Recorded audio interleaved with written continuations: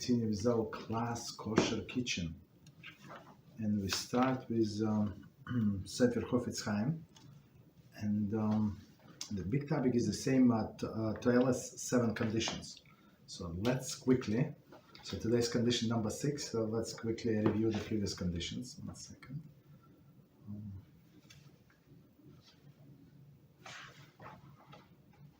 Okay, so quickly. So first condition to speak rechilus, right? Is you are the eyewitness, right? And you know that everything, the information is accurate, whatever you're about to say.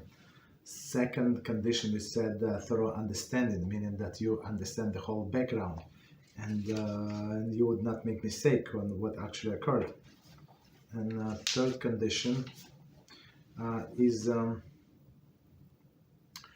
if it's possible for you to rebuke that person, perpetrator, maybe he's going to stop, right? Maybe he's going to change his ways. So it's absolutely necessary if we can stop it this way instead of speaking back against him or her.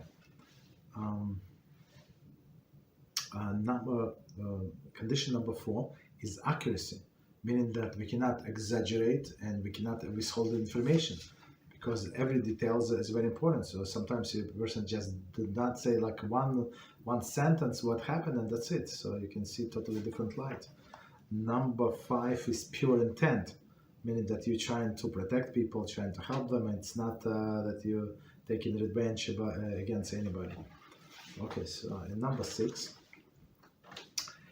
you say weighing the options.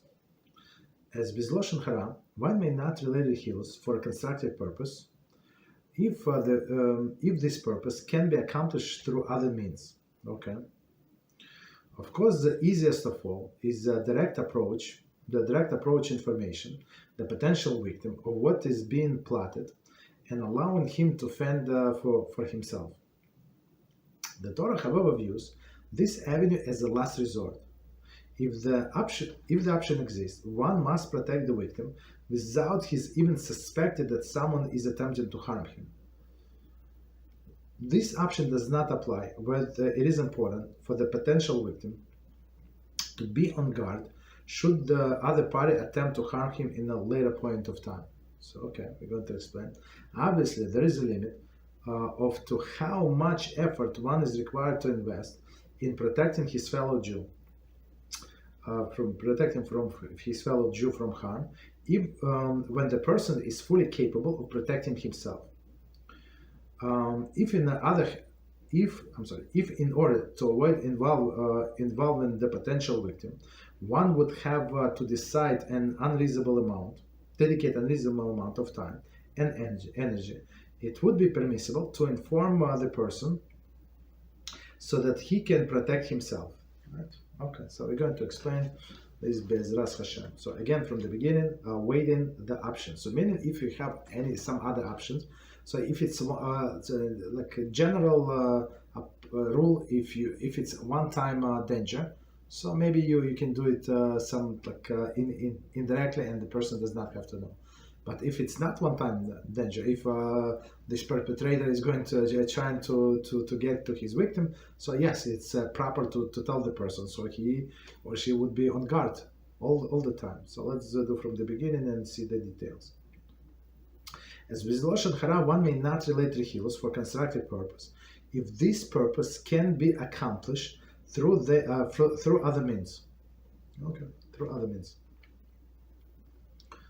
Okay, so let's see. Of course, the easiest of all is a direct approach, informing potential victim of what is being plotted and allow him to fend for himself. The easiest approach, you just go to that person and say this and this person said so and so, or he's planning so and so, and just be on guard. Okay, that's straightforward, and but that's not what Torah wants in some cases, not in all of the cases, right?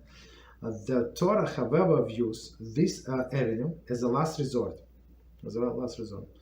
If the option exists, one must protect the victim without his even suspecting that someone is attempting to harm him. And I think we're going to give examples. So if, for example, I mean, as a straightforward example, maybe that you know that the owner of the catering hall is a crook. He's a crook, and he said, "Oh, this guy is kind." And you heard, yes, he's a sucker. I'm going to take care of him very well. And you heard, right, about it, right? And you, so of course you can tell this person, you compare the prices, this and that, or you can tell him, and if he's you can tell him, you know what, I know that you're looking for a catering hall for your daughter wedding, right? So I think it's the one that is across the town is actually the best choice for you. Okay, I can even go with you. I can go even with you to do the negotiation, stuff like that. So yeah, so I think it should be great. So in this case, you protect this person, and he does not even know, and he appreciates you very much, right? So, and so he said, "How about this place?" No. Look, let's go to that place. I think it's the best. The food is the best. Without putting this one down, and that's it. It's one-time event, right? So it would, in this case, it would be like we can use this approach one time, like without telling him anything. The Torah, however, views this avenue as a last resort. If the option exists, one must protect the victim without his even suspecting that someone is attempting to harm him. So that's the perfect example that we just, I mean, maybe other examples, but okay, so since it was only one time. This option does not apply whether it is important for potential victim to be on guard should the other party attempt to harm at later point or from different direction. Okay. So in this case, if it's not a one-time thing, so we have to tell them and let them be on guard, because right, or simply you don't have time. It's like you would need to cancel other things, and it's not feasible for you, right? Okay, so that's then you just tell them straightforward. Obviously, there is a limit of how much effort one is required to invest in protecting his fellow Jew from harm. When a person is fully capable of protecting himself, right? He's grown-up person. Let him protect himself. Like I have enough responsibility to my family, to my learning, to Torah. Like okay, I cannot babysit you, right? If in order to avoid involving the potential victim, one would have to dedicate an unreasonable amount of time and energy, it would be permissible to inform the person so that he can protect himself. Okay. So if it would take a lot of time, so and for many, it's not many, I don't know about that. For some people, the time is so valuable, so they even they want to help you. They're not going to, like, why? I mean, they're going to go the easiest avenue. Why? Because they don't have time. Okay. So we stop here. Let me know if we have any questions on what we said. Quickly check 1 second. Oh, not load. 1 second, sorry. Let's load in.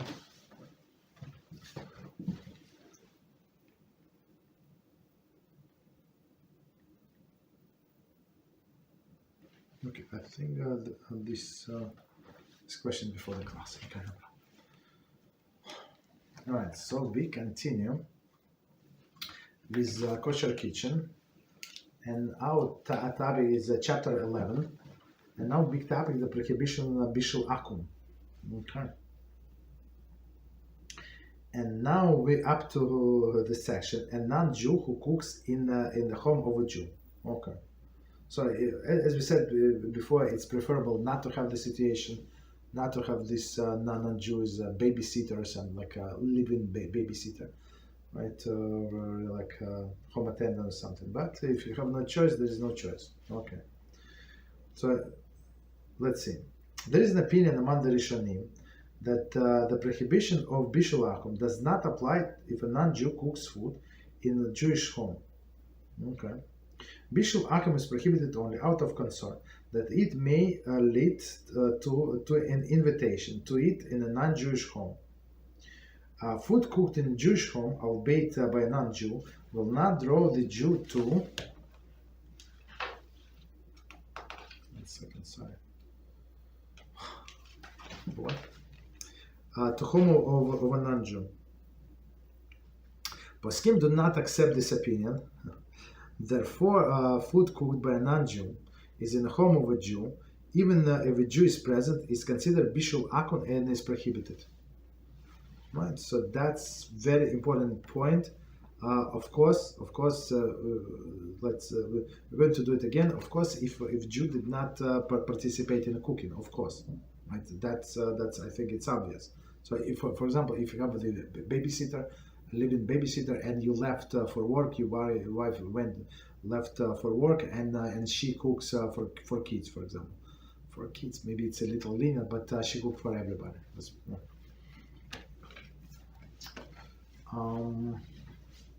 Or some people have like in-laws.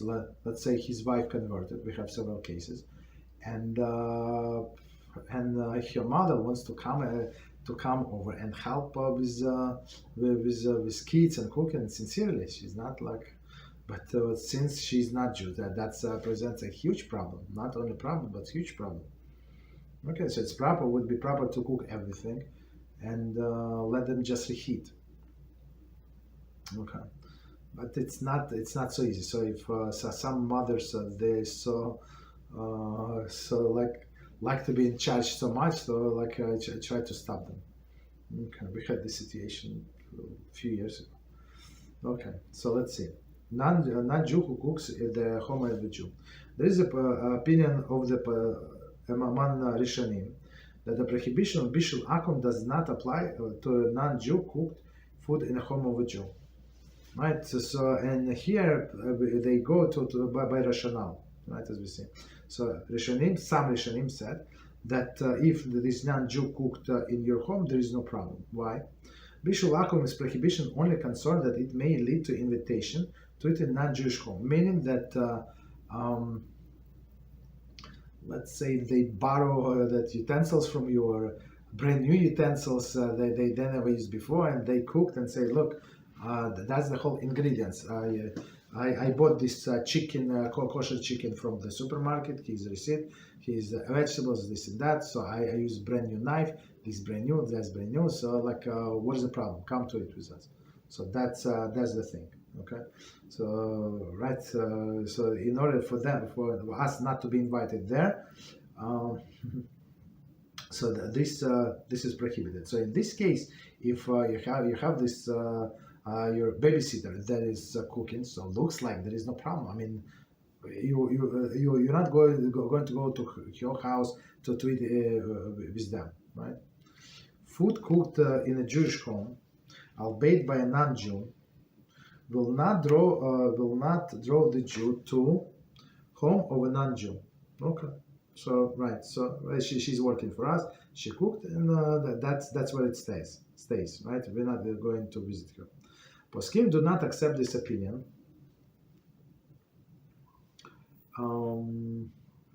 Therefore, so I mean, it is an opinion, but it was not qualified to be a halachah, right? Therefore, food cooked by a non-Jew in the home of a Jew, even if Jew is present. So even the Jew is present, meaning what, that he or she did not participate in the cooking. So if they participate in the cooking, like turn on the fire and put the pot on the fire, like that's good enough, right? But meaning the present, that let's say the Jew is in his room working on a computer, working from home, and this non-Jew is cooking there in the kitchen, right? I don't want to go into the case of Yichud. Okay, so let's say it's not Yichud. Let's say, okay, you have older children. Let's say, okay. So okay, continue. Number one, food cooked by a slave or a maidservant. In the opinion of some Rishonim, food cooked by a non-Jewish slave is not considered to be Bishul Akum. Two reasons are offered to permit the food cooked by a non-Jewish slave. A non-Jewish slave is not a non-Jew, double negation, right? By the merit of Mila and Tevila, he becomes comparable to a Jew in a certain manner.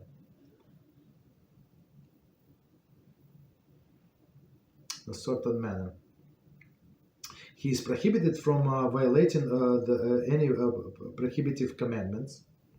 Mitzvahs lo saseh. Mitzvahs, it's in English also. Okay, and is required to negative commandments, mitzvah lo saseh, and required to perform positive commandments that are not linked to time, right? Mitzvahs aseh she'ein chazeman grama, right? So meaning that the mitzvahs that women would perform. Thus he is prohibited from violating Shabbos, and he may not eat non-kosher food or wear shatnez, although he is not a Jew. He cannot be classified as a non-Jew either, for the food cooked by him is not considered Bishul Akum. And B, Bishul Akum is prohibited only because it may lead to the kinship and intimate friendship. This applies only if the cooking is a friendly act. However, a slave cook for his master because he must, not out of friendliness. Such a cooking is not going to lead to intimate friendship. Second, sorry. Okay. To intimate friendship. Okay, so let's do this this slave part again. Okay, so this slave, before we continue, the slave is a Canaanite slave, non-Jewish slave. That in order for Jew to have this kind of slave, so he has to semi-convert him. So first of all, he must the slave must agree to accept all of the mitzvahs upon himself, right? And we do bris milah on the man, right? And he dips in the mikveh, but he is not complete Jew until he is freed. So if he is not freed, so he's in this like intermediate status of non-Jewish slave. Okay, so he's obligated to do all the mitzvahs. Of the women, I think a little less that what women do. So meaning at least. All the mitzvahs that not bound by time, and of course all of the negative mitzvahs, right, are prohibited to him. Okay, so let's do it again, and we're going to explain. In the opinion of some Rishonim, food cooked by a non-Jewish slave is not considered Bishul Akum. So because, as we said, he's intermediate state. He's not Jew, right? For two reasons are offered to permit the food cooked by a non-Jewish slave. Okay, a non-Jewish slave is a not Jew. So first of all, he's not considered to be a non-Jew, and he's not considered to be a Jew. Okay. By merit of this mila and tvila meaning deep into mikveh, he becomes comparable to a Jew in certain manner. Okay. So meaning that it's like he went through Shiur. He's prohibited from violating prohibitive commandments, right? Mitzvahs lo saseh, and required to perform any positive commandment not linked by time. So man is obligated to all of the mitzvahs, but women are exempt from mitzvahs connected to time. So same as this guy. I mean, we need him for source. We need him to be a big Kabbalist and pray shacharis for 3 hours. Okay, that's when he's going to get freed. But now we need him to work in the house, to take care of the field or something, right? Thus, he is prohibited from violating Shabbos, right, or any other holidays, and he is not, may not eat non-kosher food or wear shatnez. So eat non-kosher food is a negative commandment. Wearing shatnez also negative commandment. Although he's not a Jew, right? He cannot be classed as a non-Jew. Either, and food cooked by him is not considered Bishul Akum. So first of all, we're not going to go to him to eat like he's a slave. Okay, I mean he's maybe good fellow, but he's still a slave. So we're not going to associate with him. So there is no problem, right? So first, he's in this unique status. Okay, and Bishul Akum is prohibited only because it may lead to the kinship. So like an intimate friendship. So there is no intimate friendship with a slave. Okay, so we still treat him with respect and stuff like that, but still he's a slave. And actually, believe it or not, B'siyata Dishma, we learned today in Yaakov, I think in the tractate Harayas, and it was how do you say, like gradation of all Jews, right? So what the Jews are the most important, and what is the least important, right? So the most important Jew, and I think it was about a case when you need to redeem the prisoner. I think, or it was before that. Like, and the highest level of a Jew is the one who learns Torah, and after him, the second one is a king. And it's very interesting. So I'm planning to make a clips out. It says that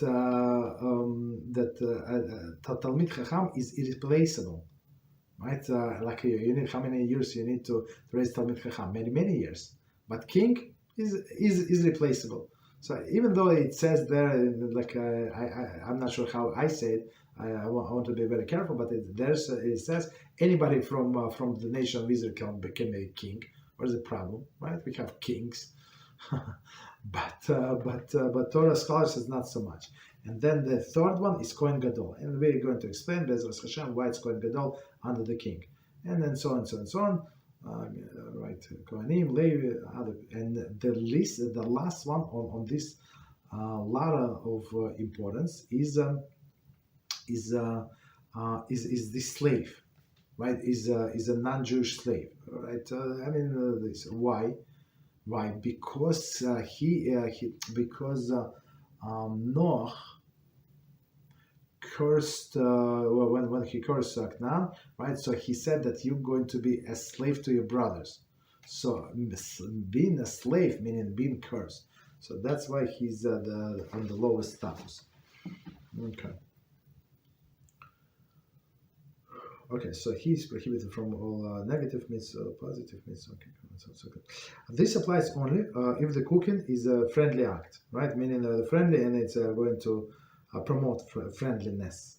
However, if slave cooks for his master because he must, right? It's his job, not out of the friendliness. Okay, so that's different things. The logic does not apply. Such cooking will not lead to our intimate friendship. Okay. All right, so continue. So point number 2, food cooked by a housekeeper. The reason to be lenient regarding a slave or a maidservant do not apply to housekeepers. So this slave or maidservant, how can you get a maidservant? Only if your father, only if she's underaged, right? So she's less than 12. And your father sells her as a maidservant. So of course, when they sell her, it's Sefer says that it's proper when for the master who is buying to designate it for himself as a wife, or give it to his son as a wife. Right, of course, when she comes into majority, meaning when she's 12, but they can do it even before the betrothal. They can do before, and then the actual wedding when she's mature, there is no problem, right? So, but if he does that, that's it. She's no longer servant. But if until they do that, betrothal and marrying her, so she's a Jew 100%. She's a slave, like in some sense, She's your slave, right? But I apologize, I'm confused. No. Here we're talking about the non-Jewish maidservant. Non-Jewish maidservant. Apologize. It means that he bought her as a slave, right? So he bought her as a slave and converted. Okay, I apologize about the previous one. That's about the Jewish slave. Okay. So continue. Food cooked by a housekeeper. The reason to be lenient regarding a slave or a maidservant, so they all from Canaan, right? Do not apply to a housekeeper. Nowadays, housekeeper has the status of a non-Jew and not the semi-Jews status of a slave. So a slave is was semi-converted. They absorb things, but this was it housekeeper. They're not obligated. We don't even ask them. Okay, they just keep the faith and that's it. The housekeeper is not required to keep any mitzvahs and may work on Shabbos. Okay, so especially if it's to her benefit. Let's say she should work on Sunday, right, and rest on Shabbos, but she decided, so I want to work on Shabbos, okay, and do a lot of work that even maybe melacha, right, so I can rest on Sunday, let's say. Okay, so if it's not obvious, so we're not obligated to stop her, basically. And she does it for her own benefit, not for our benefit. Okay. In addition, the housekeeper is not compelled to cook for the housewife. Okay. She may refuse and discontinue her employment anytime she wishes. So she's not a slave. So usually housekeepers, are they obligated to cook? Maybe yes, maybe no. I mean, it's on how they agreed upon, right? But if she says no, she's not. If she said, you know what, I'm not coming tomorrow, so find yourself somebody else. So that's your choice, right? Thus, housekeeper is comparable to any non-Jew and may not cook for Jewish family unless Jewish member of the household light the fire before the pot is placed on a stove, right? Or according to Sephardic custom, if a Jew would put a pot on a fire, not on a stove, we have already learned that, but on the fire, right? So very important. So, and according to Ashkenazi custom, also, even if a non-Jew lights the fire, but Jew puts the pot, it's according to both opinions. That's considerably not Bishul Akum. Continue. She may only rewarm previously cooked food. So as we said, so you have such a babysitter in your house, so prepare all the food and let her just rewarm. Tell her not to cook anything. Okay. Nevertheless, if housekeeper did cook food for a Jew, the food is permitted to be eaten. In an ex post facto situation, we may perhaps rely on two factors. Okay. So before we continue, if we need to review something, let's quickly run. So this non-Jewish housekeeper, so she's not comparable to the slave because she can leave at any time, and she's not obligated to cook, right? Or she's babysitter. She's not obligated to cook, right? And but if we light the fire for her or put pot on the fire, there is no problem. We're allowed to eat food. But if after the fact, so here we're talking after the fact, and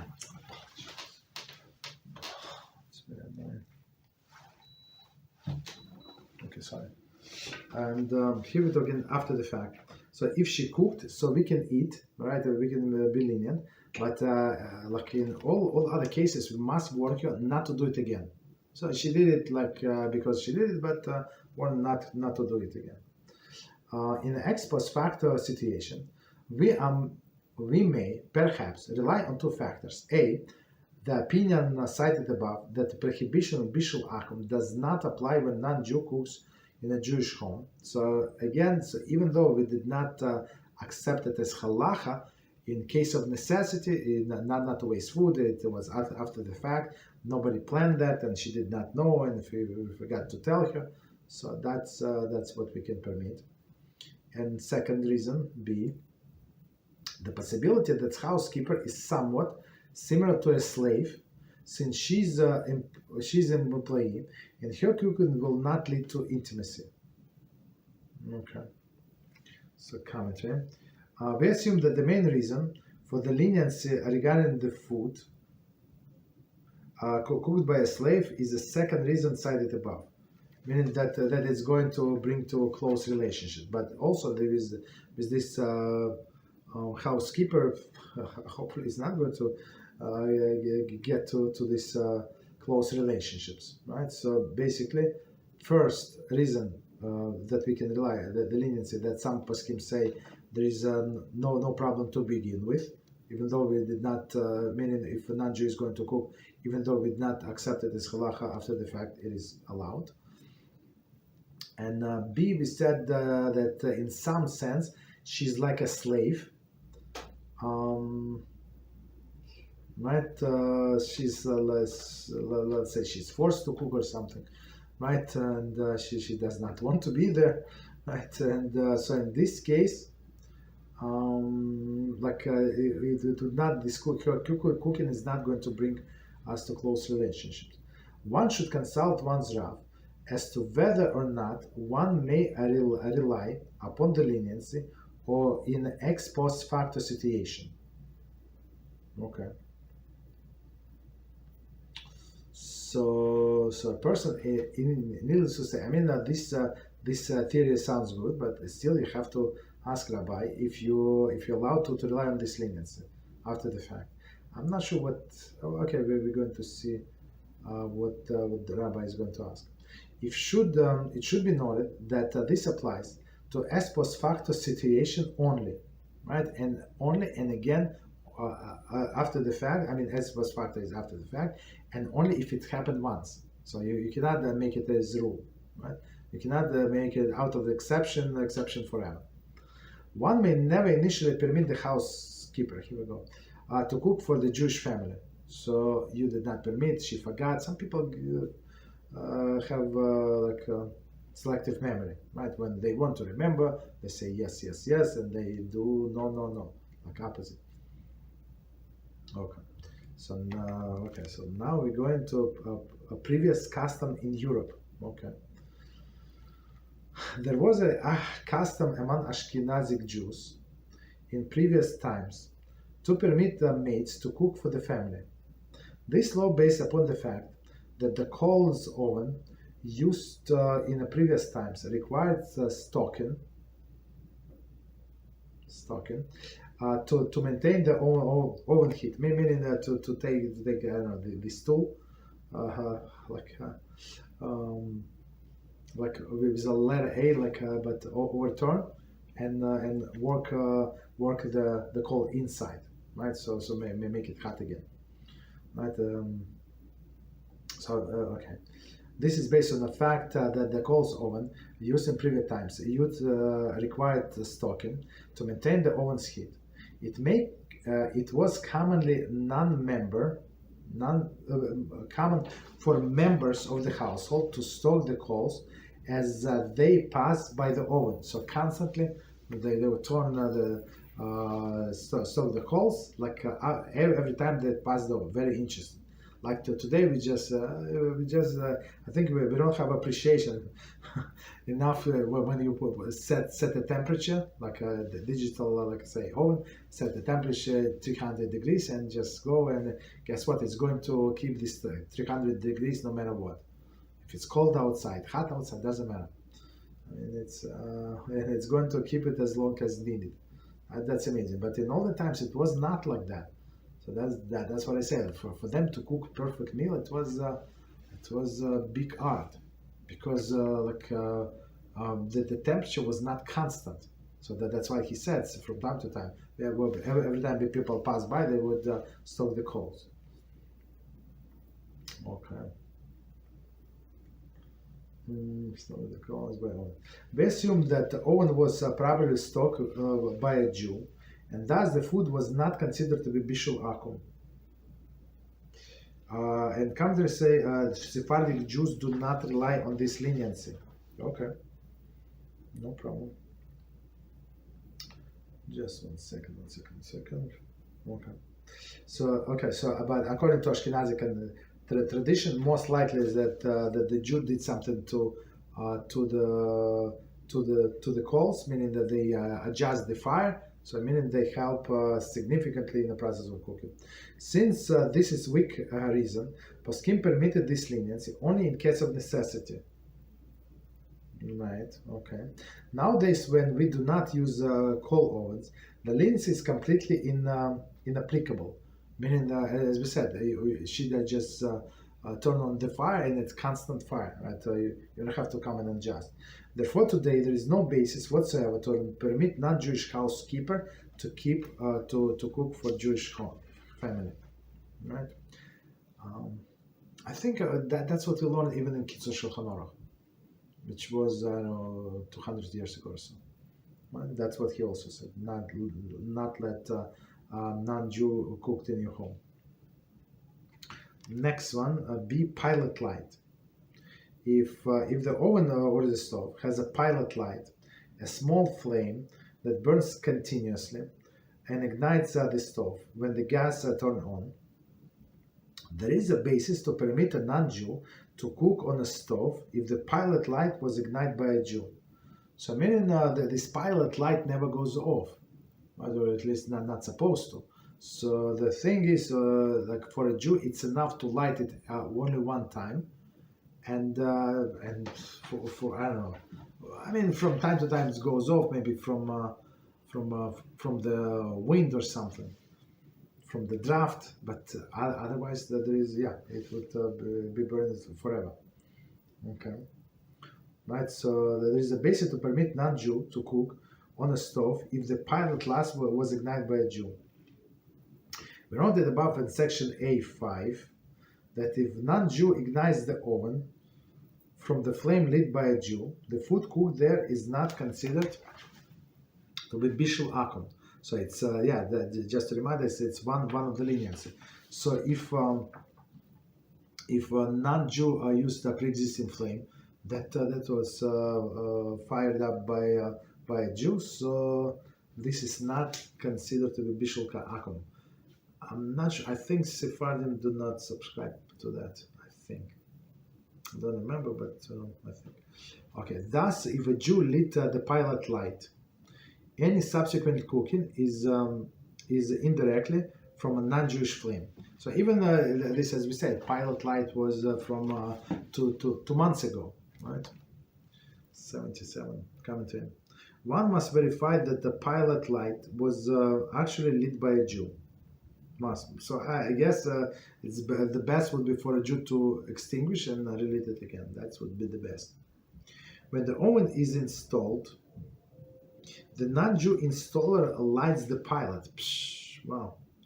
Many pilot lights are easily extinguishable, exactly as you said, and may have been relit by a non-Jewish housekeeper. Ooh, wow, many house lights are easily extinguishable. So if it's a draft or something, right? And may have been relit by a non-Jewish housekeeper. That's the problem then. So first he said he draws our attention to two concerns. First, when somebody installed this stove for you, right? When they installed it, they connected the gas line. They lit the pilot lights, and then the rest is going to be operated through this pilot light. So if you never extinguish and relit the pilot lights, if it's original, let's say even from 5 years ago, I mean, if all of them goes off, I don't think so. I mean, maybe like maybe one or two, but if you have 4 of them, okay, I don't know. Anyway, so they say maybe. So if you never relit the pilot lights, most likely it's from the first non-Jew who installed the stove, and plus there is a possible that the pilot light went off and then non-Jew related. Okay, so that's also an issue. So again, the whole sentence. Thus, if a Jew lit the pilot light, any subsequent cooking is indirectly from a Jewish flame. Okay, Poskin rely upon this leniency hesitantly, okay, and only if the cooking was done in a Jewish home, right? One should rely upon this leniency only when necessary, so meaning when there is no other choice. So I guess maybe if this non-Jewish home attendant, right, and a Jew is elderly and sick, okay, so in this case, yes, have no choice, so you can allow them to cook. 78. See Taz 113.6. Since in that case we have additional lenient consideration of the opinion of Rav Abraham ben David cited above, note 66. Okay, so it's like one more reason. Okay, but again, it's all of this leniencies are very weak. So again, we try like a straightforward approach again. So not to eat what to consider what the non-Jewish what do we call it here, housekeeper cooked, right? It's considered Bishul Akum, but in case of necessity, so we have to rely on this. If there is the only way, so we can rely on these leniencies. Okay. So next one is the modern ovens and stoves. Since the energy crisis in the late 20th century, government regulations resulted in discontinued pilot lights in most ovens. Oh, okay, see, I did not know. Yeah, so all these stoves that I saw, yeah, these pilot lights were for sure before 2000, for sure, like old ones. They're unliftable. Today's stoves, they're so light, it's unbelievable. The old ones is very heavy. Thus, there is an usually usually no practical permissible way for a non-Jewish housekeeper to cook for a Jewish family. She may only warm the pre-cooked food. As noted above, if she cooked food for it may post facto be eaten. Nevertheless, initially it is forbidden to allow her to cook. In case of extreme necessity, one should consult the Rav. So there are a few commentaries. So let's do again. So since most of the stoves, not like newer ones, don't have this pilot light, so they have electronic ignition. Right, that's the change. And plus, the gas was so cheap. Like I think today compared to 30 years ago, 3 times more expensive. Right, so it was so cheap. I remember those days. So they would bill us only once every two months because it's not enough money. So today is 3 or 4 times expensive. Okay. So one more time, since the energy crisis, okay, there is no pilot lights. Thus, even there is usually no practical permissible way for a non-Jewish housekeeper to cook for a Jewish family. So unless, as we said, if Jew lights the fire himself, or they put the pot on the fire, so those still works. But we're talking about without Jewish participations at all. Okay, so she may only warm cooked foods, right? As we said, that warming up is not considered to be cooking. It's not improving of the food, right? Right? Because food there is no cooking after cooking. As noted above, if she cooked food, it may ex post facto be eaten, right? But we say. Initially is not allowed, right? In case of extreme necessity, commentary. For example, if elderly sick person is being cared for by a non-Jewish home cared worker, one may be lenient if no other option exists. As circumstances of extreme need is treated like ex post facto situation. Okay. Okay, so it's like only after the decision. Okay. And one should consult the Rav. It says, see chapter 17. Okay, we did not get to it. 17, where this issue discussed at length. I'm not sure what issue, but what we're going to see. Okay, so next one, D, section. It's not section D, it's point D. And it says a housekeeper who cooks for herself. The leniency noted in paragraph 2 applies only if the housekeeper cooks for a Jew. Okay. However, if she cooks for herself, a Jew may not eat the food, even if the ex post facto situation. So she cooked and say, yeah, I cooked for myself, but from ingredients in your refrigerator, it's good, right? You're not angry with me, right? I use your chicken, and it says, and you told me that this is for meat, right? With your red pot, and yeah, she's right in all of the counts, but she cooked for herself, so we're not allowed to eat it, even post facto, ex post facto. The reason that we are lenient with a housekeeper cooks for the family is because her act of cooking is not personal act, right? So she's right, it's not personal act. Rather, it is a service that she's hired to do. Okay. However, when she cooks for herself, it is not service for others, and is prohibited as Bishul Akum. Okay. So commentary. Perhaps even in previous times in Europe, one could not be lenient in this case, since the members of the household would not stroke the coals when she cooked for herself, right? So after hours, everybody went to bed, and she decided to cook for herself, right? That would be the situation. For example, housekeeper fries an omelet for herself, and members of the household walks in the kitchen and says, that omelet smells good. The housekeeper then offer the omelet and say, take it downstairs. I will make another one for myself.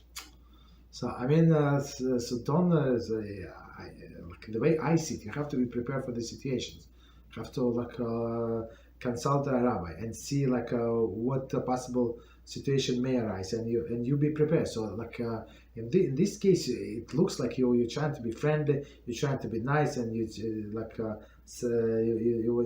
to say smells good, but the next thing is she's trying to be nice to you also, right? She said, okay, take this, I'm going to cook another one for myself, which is disaster. So what are you going to say? I'm not hungry? That's the problem. So okay, so we're trying to be very, very careful not to embarrass him. The housekeeper then offers the omelet and say, take the omelet, I will make another one for myself. The first omelet is certainly Bishul Akum, forbidden. Continue.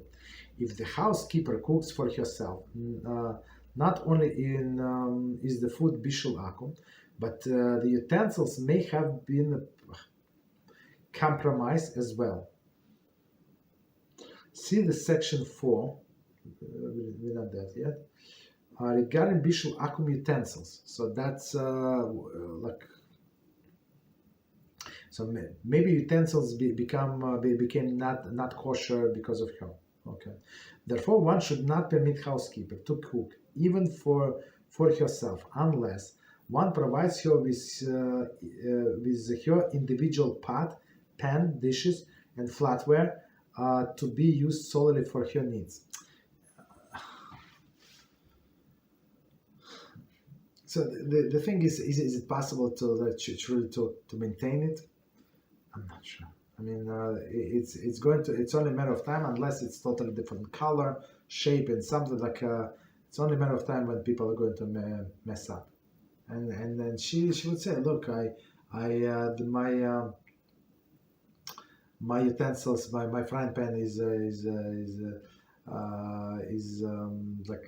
has something in it, right? I did not have time to wash it. I'm a little lazy, so I'm going to use non-Jewish utensils, right? So the Jewish utensils, which has been this disaster.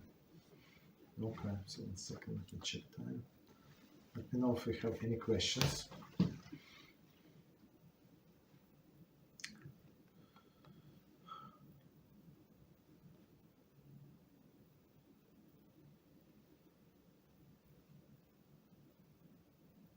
Okay, so these questions I think we can answer.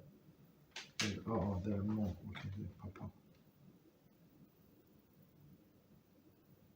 Okay, so we'll leave it for later, I think. So let me see number 3. Okay, so let's do one more point, number 3, and we stop. Okay, so point number 3. Other Kashrus problem involving when the housekeeper cooks. Okay, so again, it's a less issue. Before we continue, I just wanted to conclude this, what we said. So it's less issue if she cooks for us, right, in permissible that way when she cooks for herself, right? Because if she cooks for us, there's ways to say that it's not Bishul Akum, but when she cooks for herself, it's for sure Bishul Akum. Okay.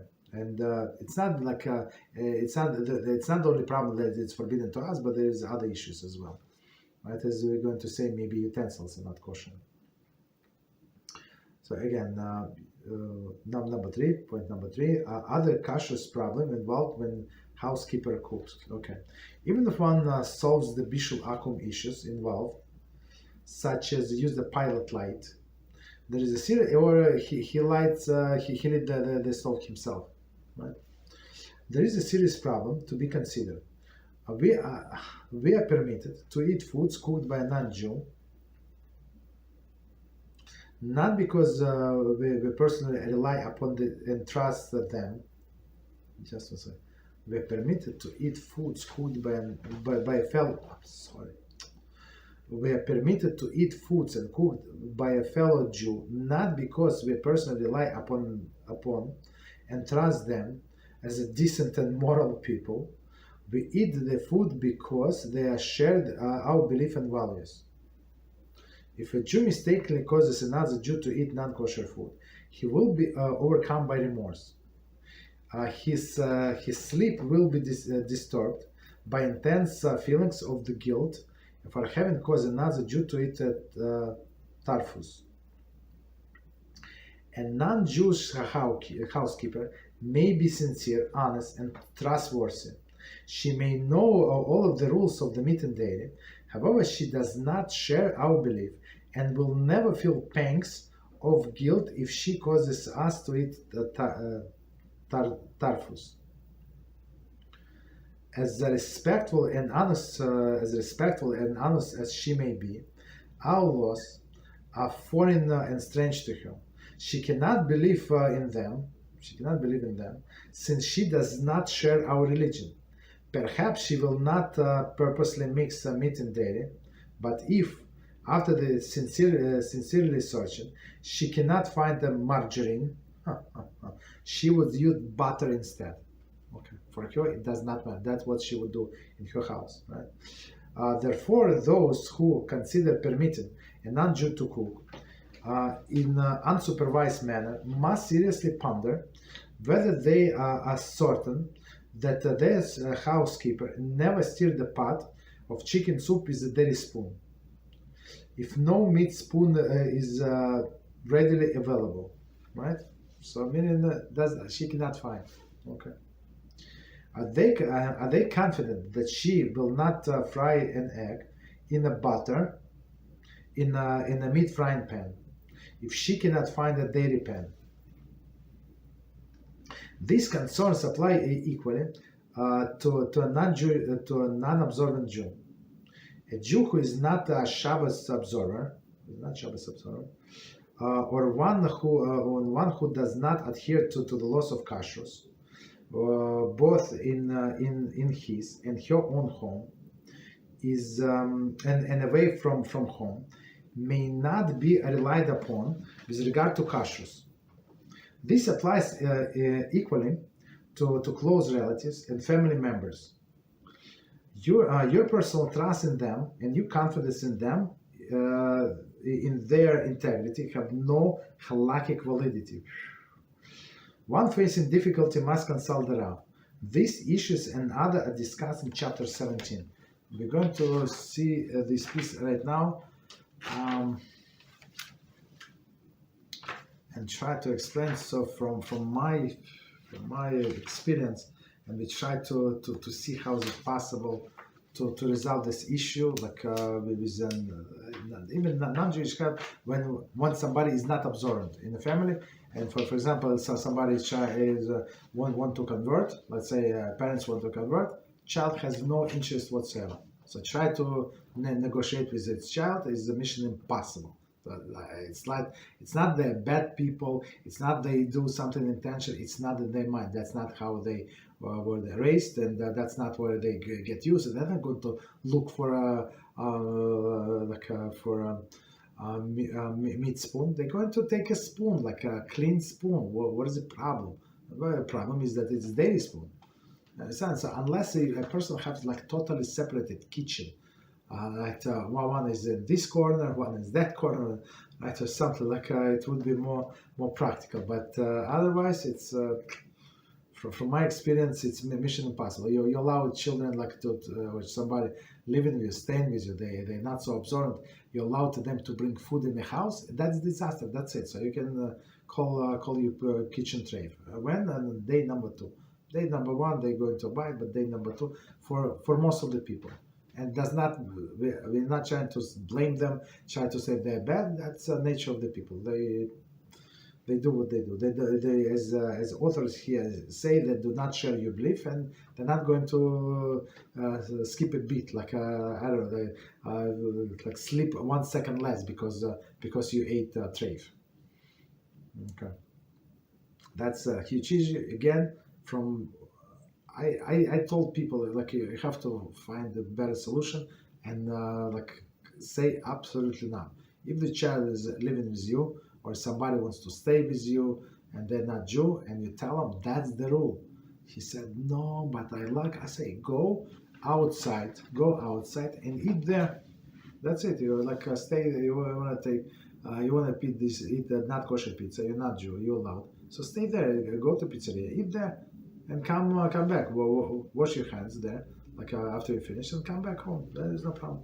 You want to eat the McDonald's, you want to eat the Subway or Schmabway, all of these things. Okay, go eat there. You're allowed, but don't bring anything. Don't bring any leftover. We don't eat leftover. Anything, 0.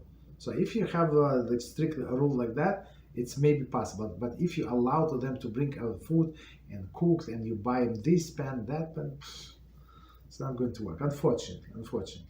But with all of the cases that I was involved and tried to help, it was disaster on the day number 2. Okay, so let's say from the beginning, our topic again, other Kashrus problem involved when the non-Jewish, when the housekeeper cooks. Okay, even when one solved the Bishul Akum issue involves such as using pilot light or turn off the light, turn off the fire. There is a serious problem to be considered. Okay, what is it? We are permitted to eat food cooked by a fellow Jew, not because a person rely upon and trust them as a decent moral people, right? But it's not. They maybe they, as I said, maybe they're not so decent and not so moral people. We eat the food because we share the same belief and values. Okay. If the Jew is mistakenly causes another Jew to eat non-kosher food, he will overcome by remorse. But meaning that normal person, even they not so observant, let's say, but maybe they're not going to eat, but they care if they were trusted to cook for us, so they would try to do their best, right? And if they messed up, so they would have some remorse. Okay. His sleep will be disturbed by intense feelings of guilt for having caused another Jew to eat tarfus. Okay, so something is not kosher. Okay, so which is let's say maybe it's not religious completely. Maybe it's not the case, but like observant person, right? Maybe not on high level, but observant. Okay. A non-Jewish housekeeper may be sincere, honest, and trustworthy, and she's trying to use your strange rules, your strange people, right? She may know well all of the rules of the meat and dairy, right? All of the rules of meat and dairy. However, she does not share our belief. So it's so for them it's like a game. Oh, that's what you do. Like, and I care from the attitude. Even as some non-Jews ask me some question, like, not the one who tried to convert, like the non-Jews, like the guy, Shul, this guy, this clean guy, right? So he has, but he does not care. He always smiles, like he does not care. Okay. However, nice, but for them it's like a game. However, she does not share our belief and will never feel pangs of guilt if she causes us to eat tarfus. Meaning that, like, yes, it's like she tried her best, but at the end of the day, she did not found the margarine, so she used the butter. What's the problem? Maybe, and she would say sincerely, yeah, I used the butter because we ran out of margarine. That's it. That's sincerely, innocently, right? As respectful and honest as she may be, our laws are foreign and strange to her, right? Whatever it's again. So if you listen to them, for them it's like a game. So meaning that we are strange people, and maybe sometimes we on the game, off the game. So that's how we are seen by them. As she cannot believe in them, since she does not share our religion.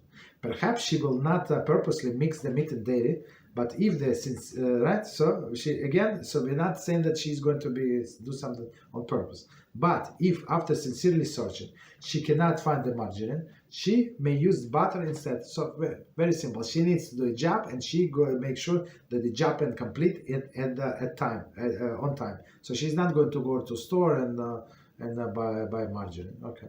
Therefore, those who consider permitted non-Jew to cook in unsupervised manner must seriously ponder whether they are certain that its housekeeper will never steal a pot of chicken soup with a daily spoon if no meat spoons are readily available. I don't know, they're all dirty.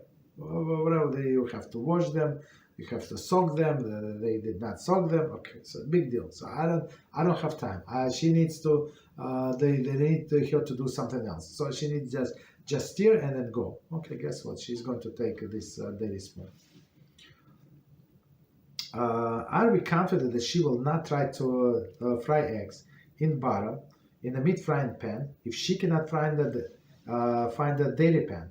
Right. So maybe, right. I don't know what happened to daily pan, but possible. These concerns are equally to a non-observant Jew, right? So we said. So we in this case we suspect them. We suspect them of do whatever because the main point, they do not share our belief. Okay. Non-observant Jew, a Jew who is not Shabbos observer, or one who does not adhere to the laws of Kashrus, both in his and his own home and away from home, may not be relied upon regarding Kashrus. So if they do not care about their soul, how they would care about your soul?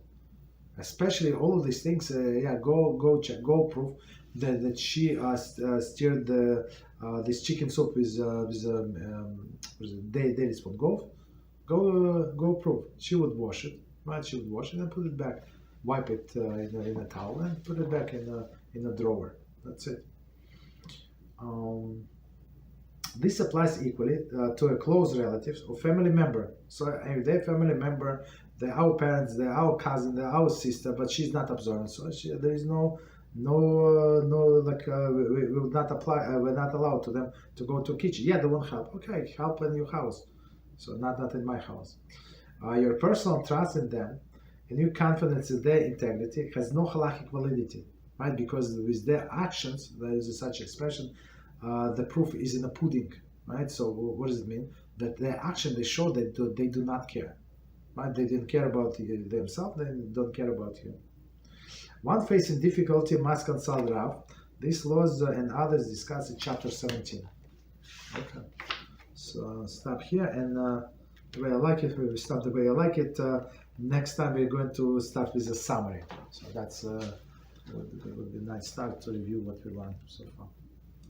Okay. So let's see if we have any questions.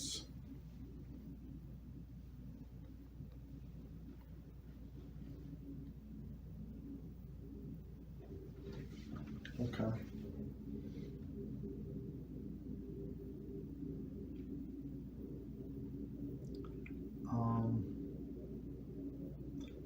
One second. I think one question is on a topic, so let's answer that. So it says again, not again, from first time. Got a rough question about Bishul Akum. I wonder if there is specific stringency regarding living meat with non-Jew. 100%. Yeah, it's forbidden. It's forbidden because we're afraid it's from Shulchan Aruch. We're afraid that they're going to substitute the meat.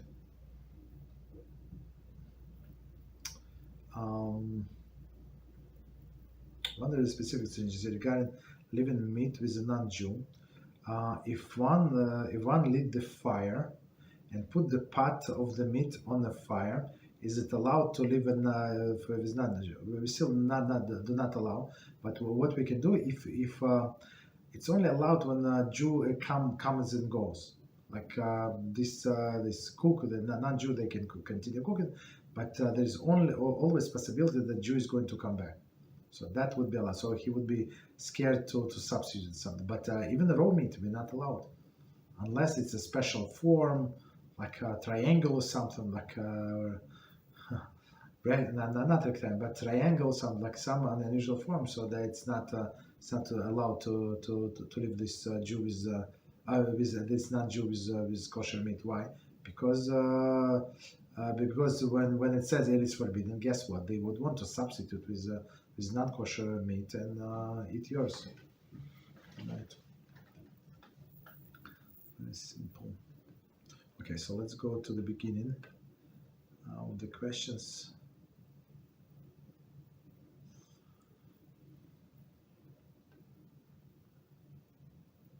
Okay, so today, gonna have a question about a woman and Yetzer HaRa. Okay, learn that in comparing to men, women function more on feelings from the heart than the logic. Okay, correct.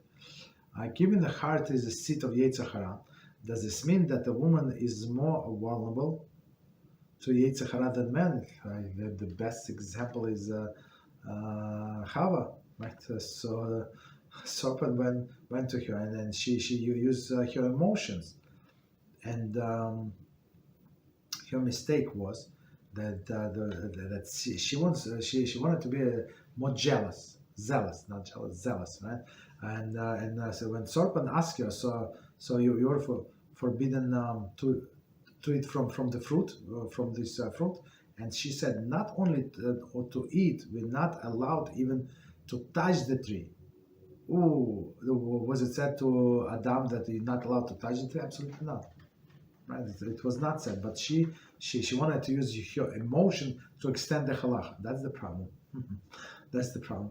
And when what this serpent did, he pushed her, and she bumped into the tree, and he said, "Look, you did not die. So same, you did not die by touching the tree, right? So the same, you're not going to die by eating from the fruit." So this emotional like rationale, it did not help. It's actually created a big disaster.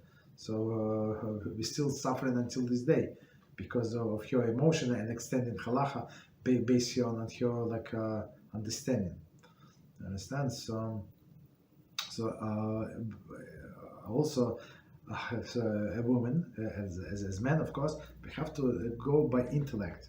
So intellect meaning what Torah says. So sometimes you have to suppress our feelings and know what HaShem said. God's ways are right, straight, and perfect.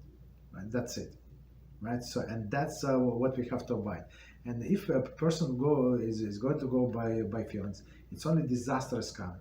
And that's one of the reasons women are not allowed to testify in the court, right? Because she's going to go by emotion. And she said, no, this guy, yes, he killed, but see, he's so young, if they're going to execute him, he's so cute in this and that. And maybe, yeah, I saw it, but maybe I did not see it, and maybe he's not guilty. And guess what? And she's going to convince herself that he's not guilty. And she's going to give this testimony that he's not guilty. So because of her emotions. right? Like emotions came from the heart, which is big issue, big issue. That's one of the reasons. Of course, second reason is modesty, or first reason is modesty, and third reason is that the women they were very sensitive, and it's possible to apply pressure on them, so that this guy just look at them like a woof, and she got scared, and she cannot testify against him. So some men are also cowards, but not as much as a woman. So she would be got scared from something, right? So that's the thing. So is she's more vulnerable to Yetzer HaRa than men?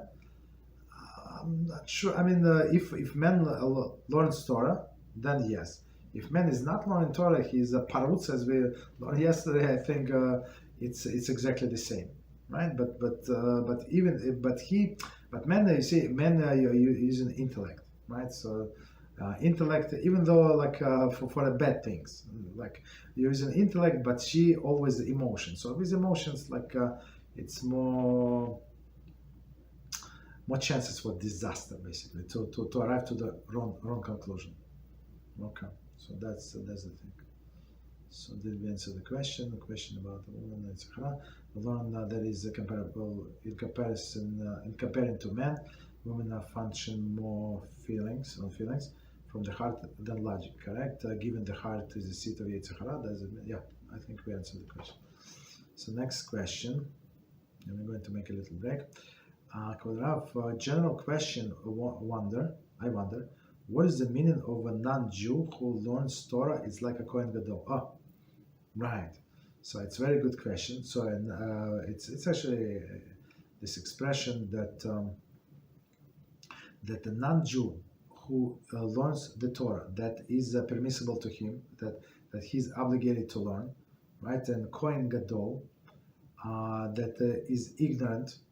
And during the Second Temple, many the Kohen Gadols, Kohen Gadolim, they would buy this position by bribing Roman authorities. So most of them were just arrogant, and they want to wear all of the clothing, and they were ignorant.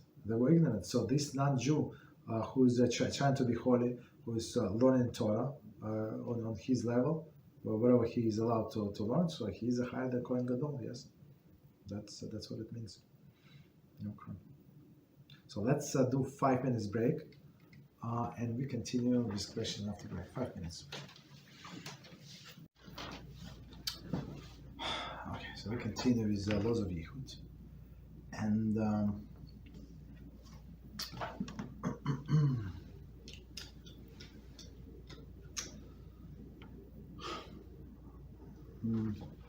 so we're discussing the two opinions.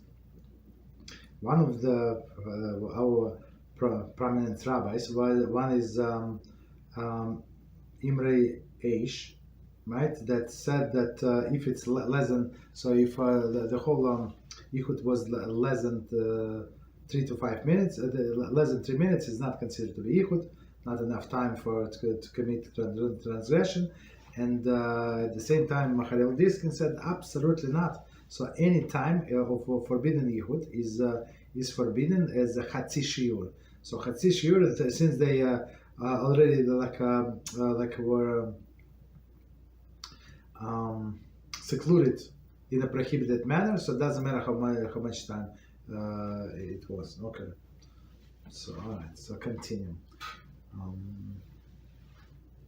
So point A, point was halakhic conclusion, seclusion can be combined, can be continued to the shiur of Yichud is forbidden. That's where we left off last time. So and we said since yes, they were less than 3 minutes.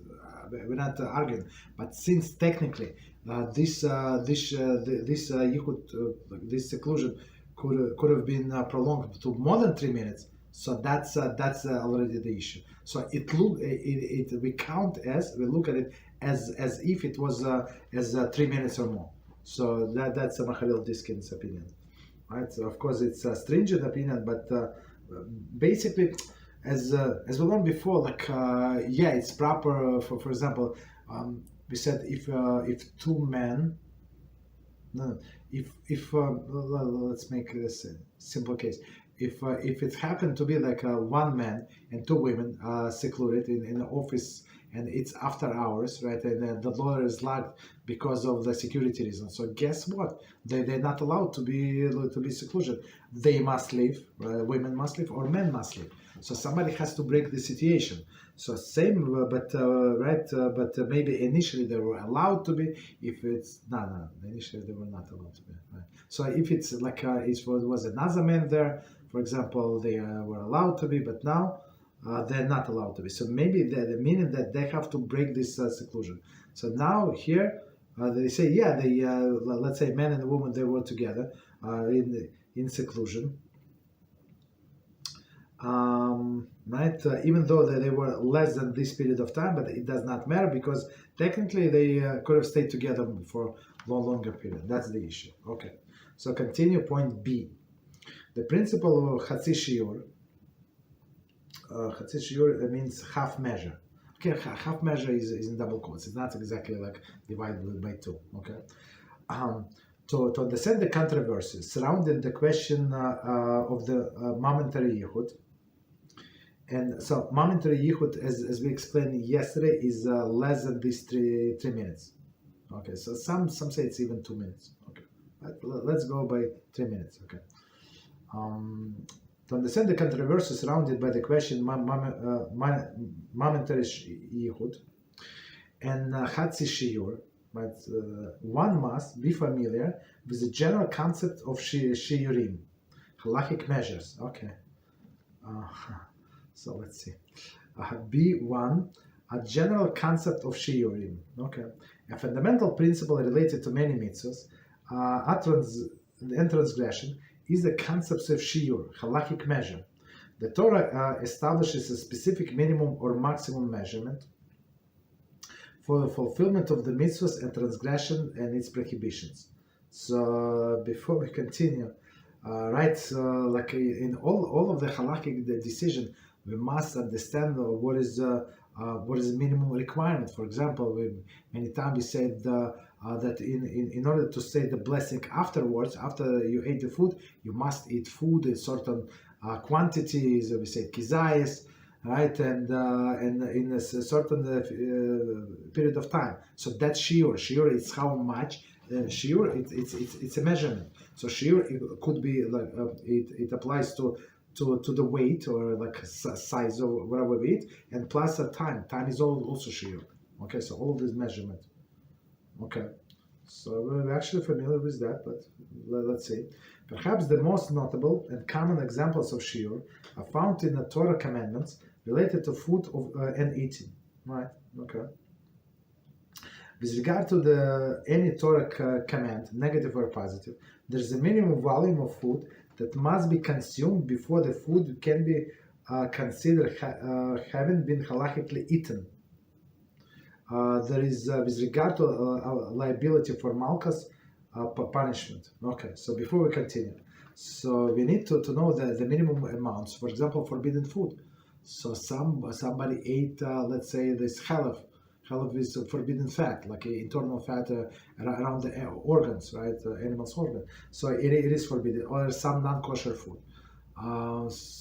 Right, so even though it is forbidden to eat in any amount, whatsoever, any amount, but in order to receive the punishment from the court for transgressing this negative commandment, a person must eat this certain amount. And what is the certain amount? Is kizayas, right? And that's why on Yom Kippur, for those people who must eat, and always every year I have the same, not the same, like somebody is a hero, and I'm trying to convince the person must eat in their situation, in their health condition, they must eat, and this is the mitzvah. And people they feel like they all like many times. I mean, it's very commendable to feel like that. They feel bad. They feel like destroyed. That the whole nation is going to fast, and I'm going to eat, and I'm nothing. I'm miserable. This and that. So we try to always to convince them that that it's not the case. But we always give them an option. So like if you want to try if it's going to work out for you. Eat in a small measures, meaning less than kizayis. So of course you have to weigh this food out, right? To know exactly how much is kizayis is, right? In less than the measure we go by the most lenient opinion by 9 minutes. So if you eat this 1 ounce, this 29 grams approximately, right? In less than like in more than 9 minutes, there is no problem. It's not considered to be halachically eaten. Eaten meaning that the person is going to get ketores. So I mean, ketores meaning the healthy person who eats on Yom Kippur is going to get ketores. But if they eat this in more than 9 minutes, or they eat only half a kizayis, there is no problem. Okay. The volume must be amount equivalent no less than kizayis, a volume of large olive. One who consumed less than the volume of kizayis can neither fulfill the halachic requirement, for example, eating, I don't know, bread or something, right? Nor be held fully liable for eating forbidden food. So technically, they transgress 100%, but can we punish them? No. So that's the thing. Examples: the Torah requires one to fulfill mitzvah of eating matzah on Pesach night. Eating in this context must consist of the consumption no less than the volume of kizayis of matzah. So of course, we always say preferably to eat kibetza. If you can, it's double kizayis. But if not, there is no problem. So we must know all of the measurements. And some of the measurements also, right? We can rely in case of necessity. So, right, that according to some opinions, it's actually a little. So kizayis is a little more than.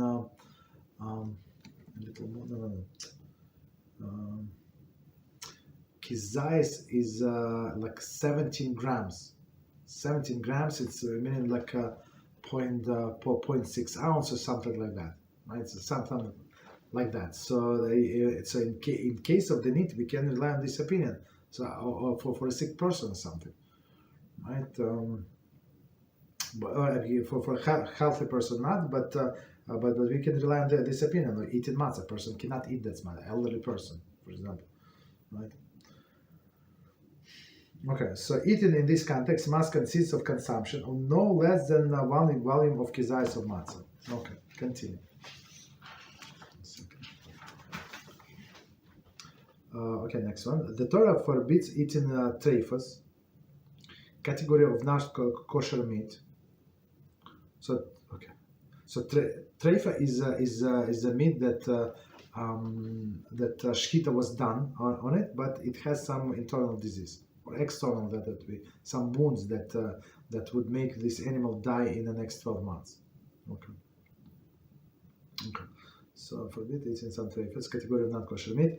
Eating in this context must consist of consuming no less than kizayis value of treifa food, right? So meaning, of course, it's not allowed to eat even 1 crumb of this food, right? But in order to get punished, so since it's for sure a Torah prohibition, person must eat minimum this kizayis. Note that the shiur kizayis is needed only in order to impose malchus. Okay, here we go. However, any amount of treifas food is forbidden to be eaten as explained just below. Okay, so we're going to explain. So okay, so in order to forbid, anything is forbidden, right? Anything is forbidden, but the only difference is that person is not going to get malchus. But if you learn about the malchus, so the malchus is the biggest benefit. Yeah, a person has been whipped and it's embarrassing, it's hurt. Yes, but it's the biggest benefit for a person if he is actually do teshuvah. So if person is did not do teshuvah, did not acknowledge his sin, like it's the most stupid person ever, right? So they give him malchus, and this malchus do not cleanse him. right? So, does not. So he's still guilty, and he can still get a chorus, like excision from Shamayim, right? From heaven for his stupidity. But if he acknowledges like that I was wrong and I deserve this punishment, okay, we don't ask him if he deserves, but he's wrong and he feels sorry. There is no problem. We don't cancel the punishment. We still administer the punishment, but he's cleansed. Right, but if we cannot administer the punishment, why? Because he ate less than kizai. So in this case, he's actually deserving chorus. So this punishment of the kizai, so minimum measure of kizai, it's only for earthly court. For heavenly court, there is no such requirement. Right, so that's still dangerous. So just because a person knows this and always. Every time a new person he learns, oh, so I can eat pig in small installments, like I like the bacon, something. Yeah, you can eat, but that is your end, basically, right? So this court cannot do anything to you, but heavenly court can do everything to you. Okay, so B2. The principle of Chazal Shiur half measure. Okay. Although one is only fully liable for eating double quotes, transgressing when ingesting a complete shiur, it is nevertheless severely forbidden midaraisa on the level of Torah to ingest even a fraction of the shiur volume. Fraction, like a crumb, right? Under the principle Hatzi Shiur. So Hatzi Shiur is what? Against that technically he had enough to continue eating. Okay. Example. One is strictly forbidden to ingest even minuscule particle of non-kosher food or tiny volume of non-kosher wine. Right? So that's like a little sip. I just want to do like a little sip, so absolutely forbidden. Continue. Why Hatzi Shiur is forbidden? The concept of Chotzi Leutzer Rufei. Okay, so what does it mean? Let's see. So, again, so if we say there's a minimum volume, right? In order to be punished, I mean, we just repeat the same question, right? So why do we need this Hatzi Shiur prohibition? Regarding Talmudic dispute on this issue of Hatzi Shiur, the Gemara Yoma 74a cites a concept known as Hatzi Letz Rufei. Literally, it is combinative. It is a combinative, like in double quotes. Okay. As a reason behind the stringent Halachah accepted opinion. This means that because of the half measure of treifas could be combined with the second half measure of treifas, so like he already started eating, and this technically can combine with the second portion, right? And now it's going to be a complete measure, right? The first half is seen as a potential as a full-fledged Torah prohibition. So I mean, it's amazing explanation. So the first half seen as a potential, as a full-fledged Torah prohibition, right? Because you need this half to add to something else. Okay. There is one who begins with a half measure, could willfully complete it to fulfill the measure. So one who starts eating, nothing is stopping him from continuing further. So that's exactly the issue. Okay. Potential just fulfill measure. One who transgresses the potential prohibition, meaning when then he starts, right? In this context, Hatzi Shiur that he starts. There is a halacha, therefore halachically regarded the violating the Torah prohibitions. Okay. Hence, there is potential for a completion to exist.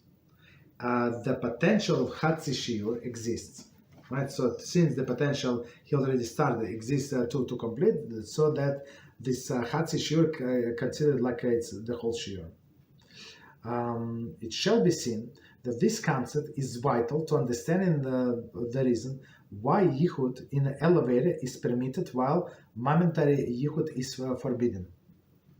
Right? And it's a classic question. I think we answered logically last time, right? We said, what's the difference between in this elevator thing? So as I explained, in my, like elevator, like in my building where you used to work. So like you do not control the situation. So anybody, like let's say if let's say they have like offices on different level, on the different floors, so he can stop you. A man and a woman went into elevator, and they going up, and then somebody pushes. When they on the third floor, they stop, door open, and somebody comes in. So they were supposed to get off on 7th and 9th floor. Now somebody on the 3rd floor, and he's going to go to 8th floor with them. So that's it, right? That's they're not in their control, like logically, right? But so even if they want to be secluded, they cannot. But if they even momentarily secluded, like for a minute or so, like there is potential for them to continue. Okay, that's a logical explanation, but my logical explanation. But we're going to see next time, Beezrat HaShem, what the book says. Okay. So 1 second, let me just see the bookmarks. It's amazing book. How this rabbi organized this. It's unbelievable. He's a local. He's local. Okay. So let's see. The questions.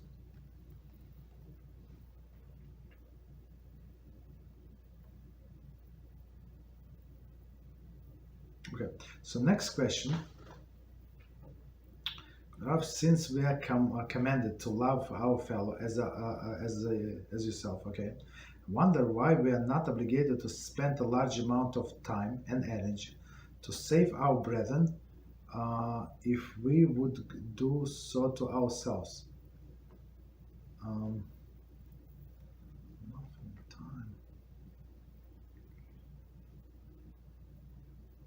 Good question. So let's read again, try to understand. Since we're commanded to love our fellow as ourselves, and Rabbi Akiva answered this question. So that he said, like, it was the Bishul. It was Bishul. He said, I think Bishul, that he said, don't do to other whatever you don't want to be done to yourself, and that's the explanation. Love your fellow as you love yourself, right? Right. So that's the thing. This question for Prophet Chaim. Okay. Right. So are we? I wonder we are not obligated to spend large amount of time and energy to save our brethren if we would do so for ourselves. That's a good question. That's a very good question, and we try to save others, but many people they don't want to be saved. You understand? But for all of the people, for example, I'm talking about Beezrat HaShem organization. For all of the people who wants to be saved, we go all the way, right? Be it Jew or not Jew, doesn't matter, right? So we do like extend ourselves to 200%. But many people they do not they want to be helped. And the reason is when we don't go to anybody, like and ask them, are you Jewish, or all the stupid questions, right? That is because it's a waste of time, right? So that's the reason why we don't try not to speak on the phone, because on the phone, like it was one person. He called me and he's elderly, he does not know technology and he needs to talk. Okay, so it was exception. But even with him, I tried to be nice and keep it short. But also it was like 6 minutes, 7 minutes. I mean, okay, with others we can do it voice notes in 2.5 minutes. You understand? So, so we're trying to be productive. So in order to be productive, so to help somebody who can use, who you can save. So you're not obligated to save anybody, all of the people, because it's beyond your scope, right? And same we have Halachah, how to treat who you have to priority of treatment of patients, right? So the first one is comes like during the war, like his stomach open because of mine or whatever, right? And second is broken hand or something, and right. So who is the most important, right? Who is going to help? You have to help the guy with the broken hand. Yeah, but this guy's in pain. Yeah, this guy's in pain, but this guy with a broken hand has a higher chance to survive and be servant of HaShem. You understand? So we have to choose. We have to choose our priority correctly. So who you would help? You would help somebody who has a better potential, higher potential to be saved. So same as us in Beezrat HaShem. So if people they already like have this predisposition to listen to the truth and they contact us, yes, we help them. But on one hand, on the other hand, we're trying to spread out our Torah everywhere. You understand? All of the channels, of course, maybe a few other channels also will be great, but all of the people, all of the tzaddikim that helping us on our channel, that's amazing. They do amazing thing. I'm not sure if anybody sleeps like more than a few hours a night. You understand? Because there's so much to do. So all of the people dedicate. So that's what it is. That's ultimate love that you're trying to help all the people that they want to be helped. And the people write to me. Somebody wrote to me. I mean, this guy probably never never leave a commentary or something. So they just write to me like directly, ask me questions, this and that. So it's but it's it's job. It's like success of the whole team. Right, so we do that. Right, so we do it to save our brothers. Yes, absolutely. About others, what other people do, I don't know. So, but they can also contribute to the care of with money. They don't want to do it with their skills, so they can contribute money if they want. So we can hire somebody. Okay. So we do this ultimate love your fellow as yourself. Absolutely. Again, person who does not observe, is not interested to observe, he's not considered our fellow. We still try to reach him and make our fellow, but it's his freedom of choice. Okay, continue. There are questions about Canaanite slaves. Okay, a Jewish free man had relations with female Canaanite slave, assuming both willingly. Is there issue of goya or issur of niddah? Is he obligated to redeem her? Okay, so let's try to understand. Question about Canaanite slaves. So so he's a free Jewish man. So a Jewish man, if he's a Jewish slave, and his master who bought him is allowed to assign to him the Canaanite slave. Why? Because to produce so he can produce children with her, and her children, it's considered his children. So when mother is not Jewish, the children are not Jewish. How do you know? Exactly from here. So it says it's his children. So when this Jewish guy, he goes to freedom after they completed 6 years, so it was the Yovel year, or he redeemed himself, doesn't matter, like one of the three, right? And he goes free, but her wife, right? She stays in as a slave with a master, his children's slave. Stay. Why? Because it's not his children, right? So continue. Right. So it's when he's a slave and Torah allows. But now this guy, this Jewish man, so he's with non-Jewish woman, so it's not allowed. It's not. It's in this case she's considered as not Jew, and he has to bring a sacrifice. Has to do teshuvah, of course, and bring a sacrifice. I think we read about the sacrifice every morning. I mean, I don't have siddur right here, but it's one of the sacrifice of lesser holiness that we bring. So it's issur niddah applies to her. So is a prohibition to deal with niddah? I don't think so. Until she's 100% spiritually Jewish, it's not. There is not issur niddah. Why? Because niddah is a spiritual status, right? Niddah is not physical status. Right, it's not because a woman has blood she's impure. No, if she's not Jewish, and technically her husband is allowed to be with her, right? Technically, right? If he's not okay, I mean, if he okay and she's okay, there is no problem, right? Right. So there is no concept of niddah. So a concept of niddah only when 100% she's going to convert. Is last question. If he obligated to redeem her, I mean, if he wants to, he's not obligated, but if he wants to redeem her, he can and marry her, right? Okay. But the issue is a known fact that these slaves are very promiscuous. So is it good to redeem her, marry her? If he wants curses in his life, I think yes. Okay. But of course there is exceptions. So continue.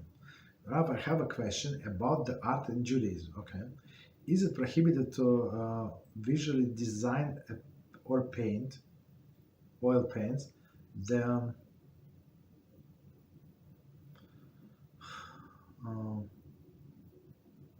ingredients of the ketores? Ingredients of the ketores.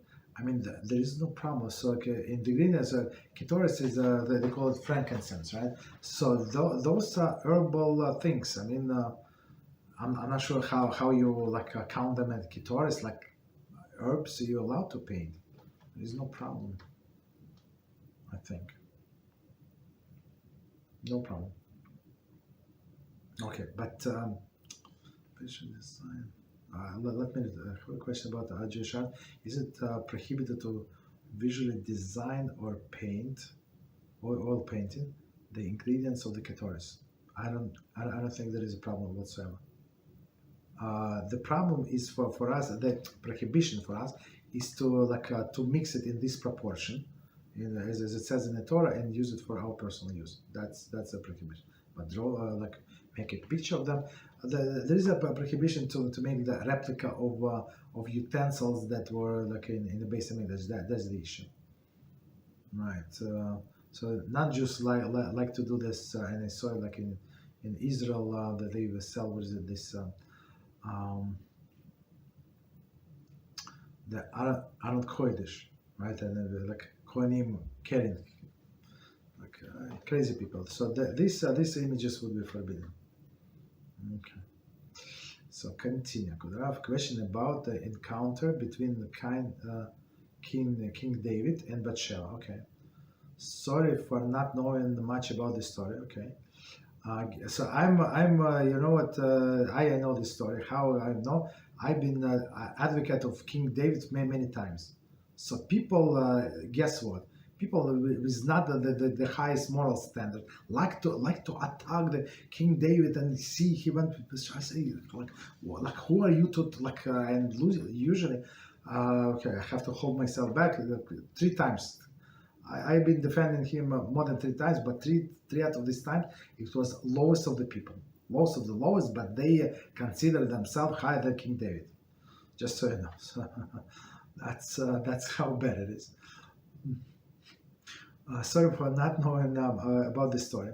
Given the tremendous righteousness of modesty of Batsheva, I wonder how could King David met her when she was bathing in unclad initially. Bathing/unclad initially. Why does the woman bathe near the roof of the king's house? Of course, it was by divine decree. So she was. So even though the people would bathe on the rooftops, so they would have this bathtub or surrounded by the curtains, so other people from would not see them. They were completely surrounded.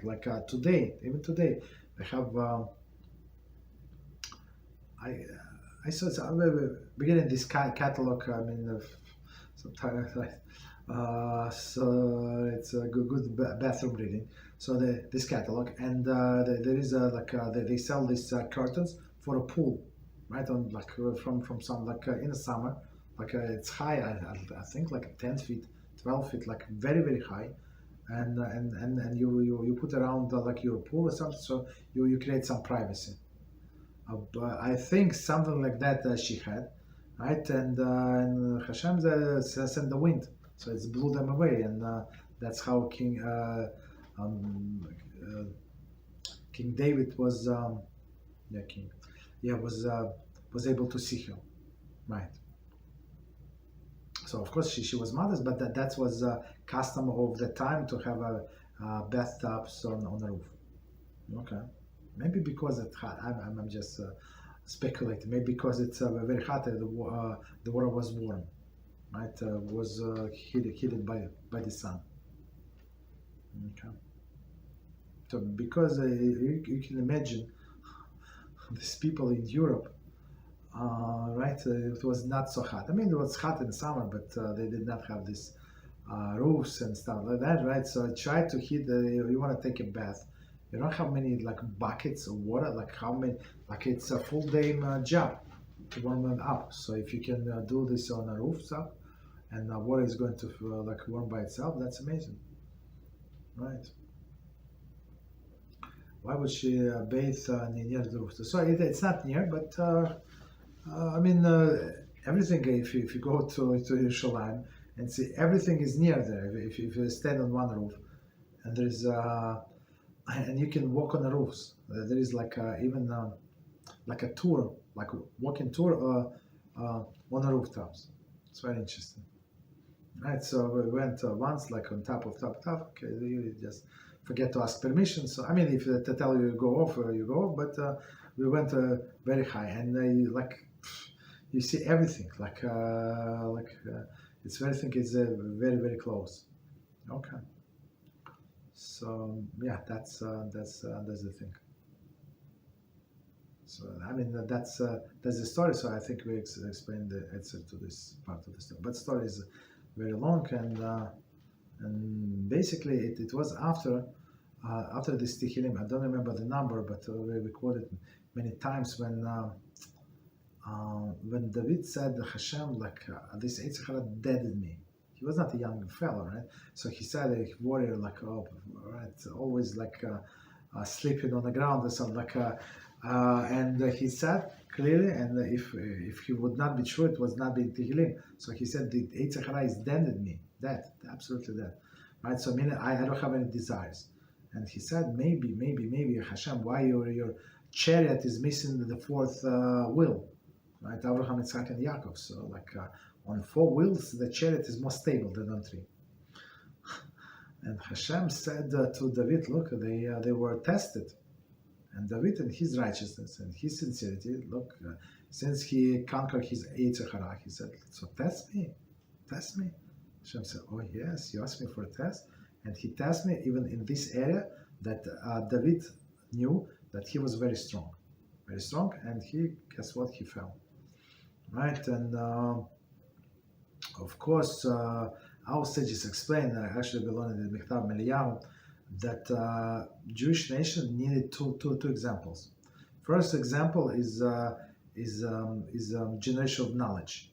Generation of knowledge is in the generation of Exodus, right? So that they saw all the miracles that Hashem performed in Egypt. They went out of Egypt, splitting of the sea, right? Then all of this body of the dead soldiers were washed away, washed out, right, on the shore. So all of the miracles and revelation at Sinai, and then they simply the golden calf. So how is it possible? All our generation, we understand, but their generation, how is it possible? After so short period of time, and it says Hashem said. So it says Abdasla says, so Hashem did it in this way. So for all of the generations to come, that's less in holiness, because we have this concept of denigrations of generations, so every next generation is lower in the level. So Rav Dessler Zatzal said that so if the generation like that fell so low and they were able to do teshuvah, meaning HaShem forgave them, okay, they died, but they were forgiven, meaning that they have chance resurrection in the resurrection of the dead. That's very important, right? So same with all subsequent generations. So even if we fell, doesn't matter how we would not fall like they fell, but even if we do, so anyway we have a chance to do teshuvah, right? As they did. And the second, so and the person say, yeah, it's the whole generation, but how? I understand, yeah, maybe HaShem have a mercy on the whole nation, but how do I know that I deserve for forgiveness? And that's why HaShem did this with the holiest of holies, King David, right? So he said, this is another example. Look, he asked for tests. So first of all, I think, did we say yesterday? I'm not sure, I don't remember. I had it today in different classes earlier. Maybe it was in that class, maybe it was yesterday. So, but I'm going to repeat because I want to know. I want to make a point. So somebody asked the question: if you know that somebody balei isurim, so somebody is suffering, is it possible to ask? So, and you feel so bad for this person, and out of your great mercy, is it possible to ask HaShem, look, spare this person and send some isurim my way? It's very noble offer, but we say don't do it, because who knows that you would be able to withstand this isurim. So this person has, I don't know, 100 pounds of isurim, let's say, or whatever units is. So, and you ask for two, so just to lighten the burden on that person. Who said that you would be able to withstand without going against HaShem, right? So this person is because it's his test. We don't ask for tests. We don't ask to be tested. Never, ever, ever. Doesn't matter how strong you feel. So you feel very strong, very good for you. So we always pray, HaShem, don't test me, right? Yeah, but you feel strong. What is the best thing to prove that you did teshuvah? To be tested. Guess what? We ask not to be tested. If HaShem decides to test us, He's going to test. He does not need our little request. So it's very important. Right, and David said that he was on the highest level. He said, "I don't have Yetzer HaRa. I don't need this. I don't crave this relations with a woman." And guess what? Hashem said, "Oh yes, you don't. It's because I did not test." And he failed the test. So the main point of the story is that doesn't matter how low you fall, you can always do teshuvah as an individual, and as a nation. Right. Continue. Next question. In regarding Bishul Akum,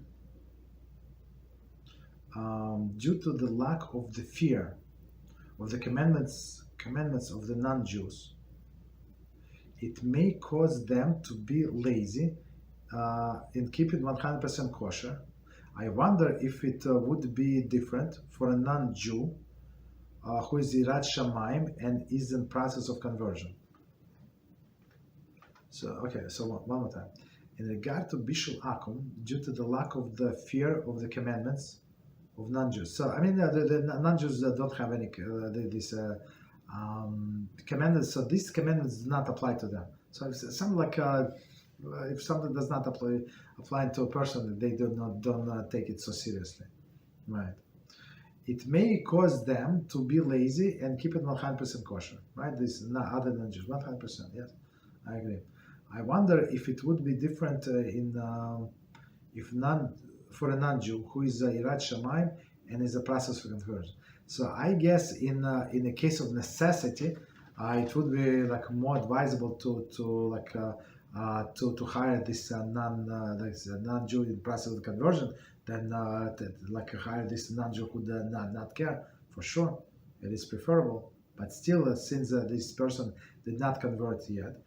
Right, and out of fear, again, person was told, I need this omelet in by 11:15.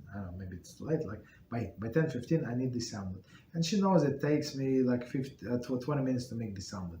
These are all the ingredients, 17 ingredients, right? And she comes, and there is no margarine, as they say, right? And the only and there is special big frying pan, like a huge, specifically with meat one, right? And guess what? And meat, and then she would do with butter. That's what it is, because she's afraid to look bad. And so like, look, we told you yesterday. Look, I remind you in the morning. So our family is going to it, and at 10:15, because that's what time my husband, my cow comes from. This learning, whatever is it. So she would be embarrassed under pressure. And that's what she's going to do.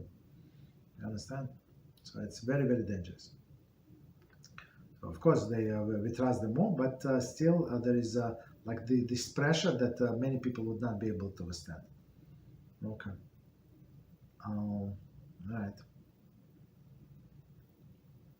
So continue. We have a question about the mitzvahs.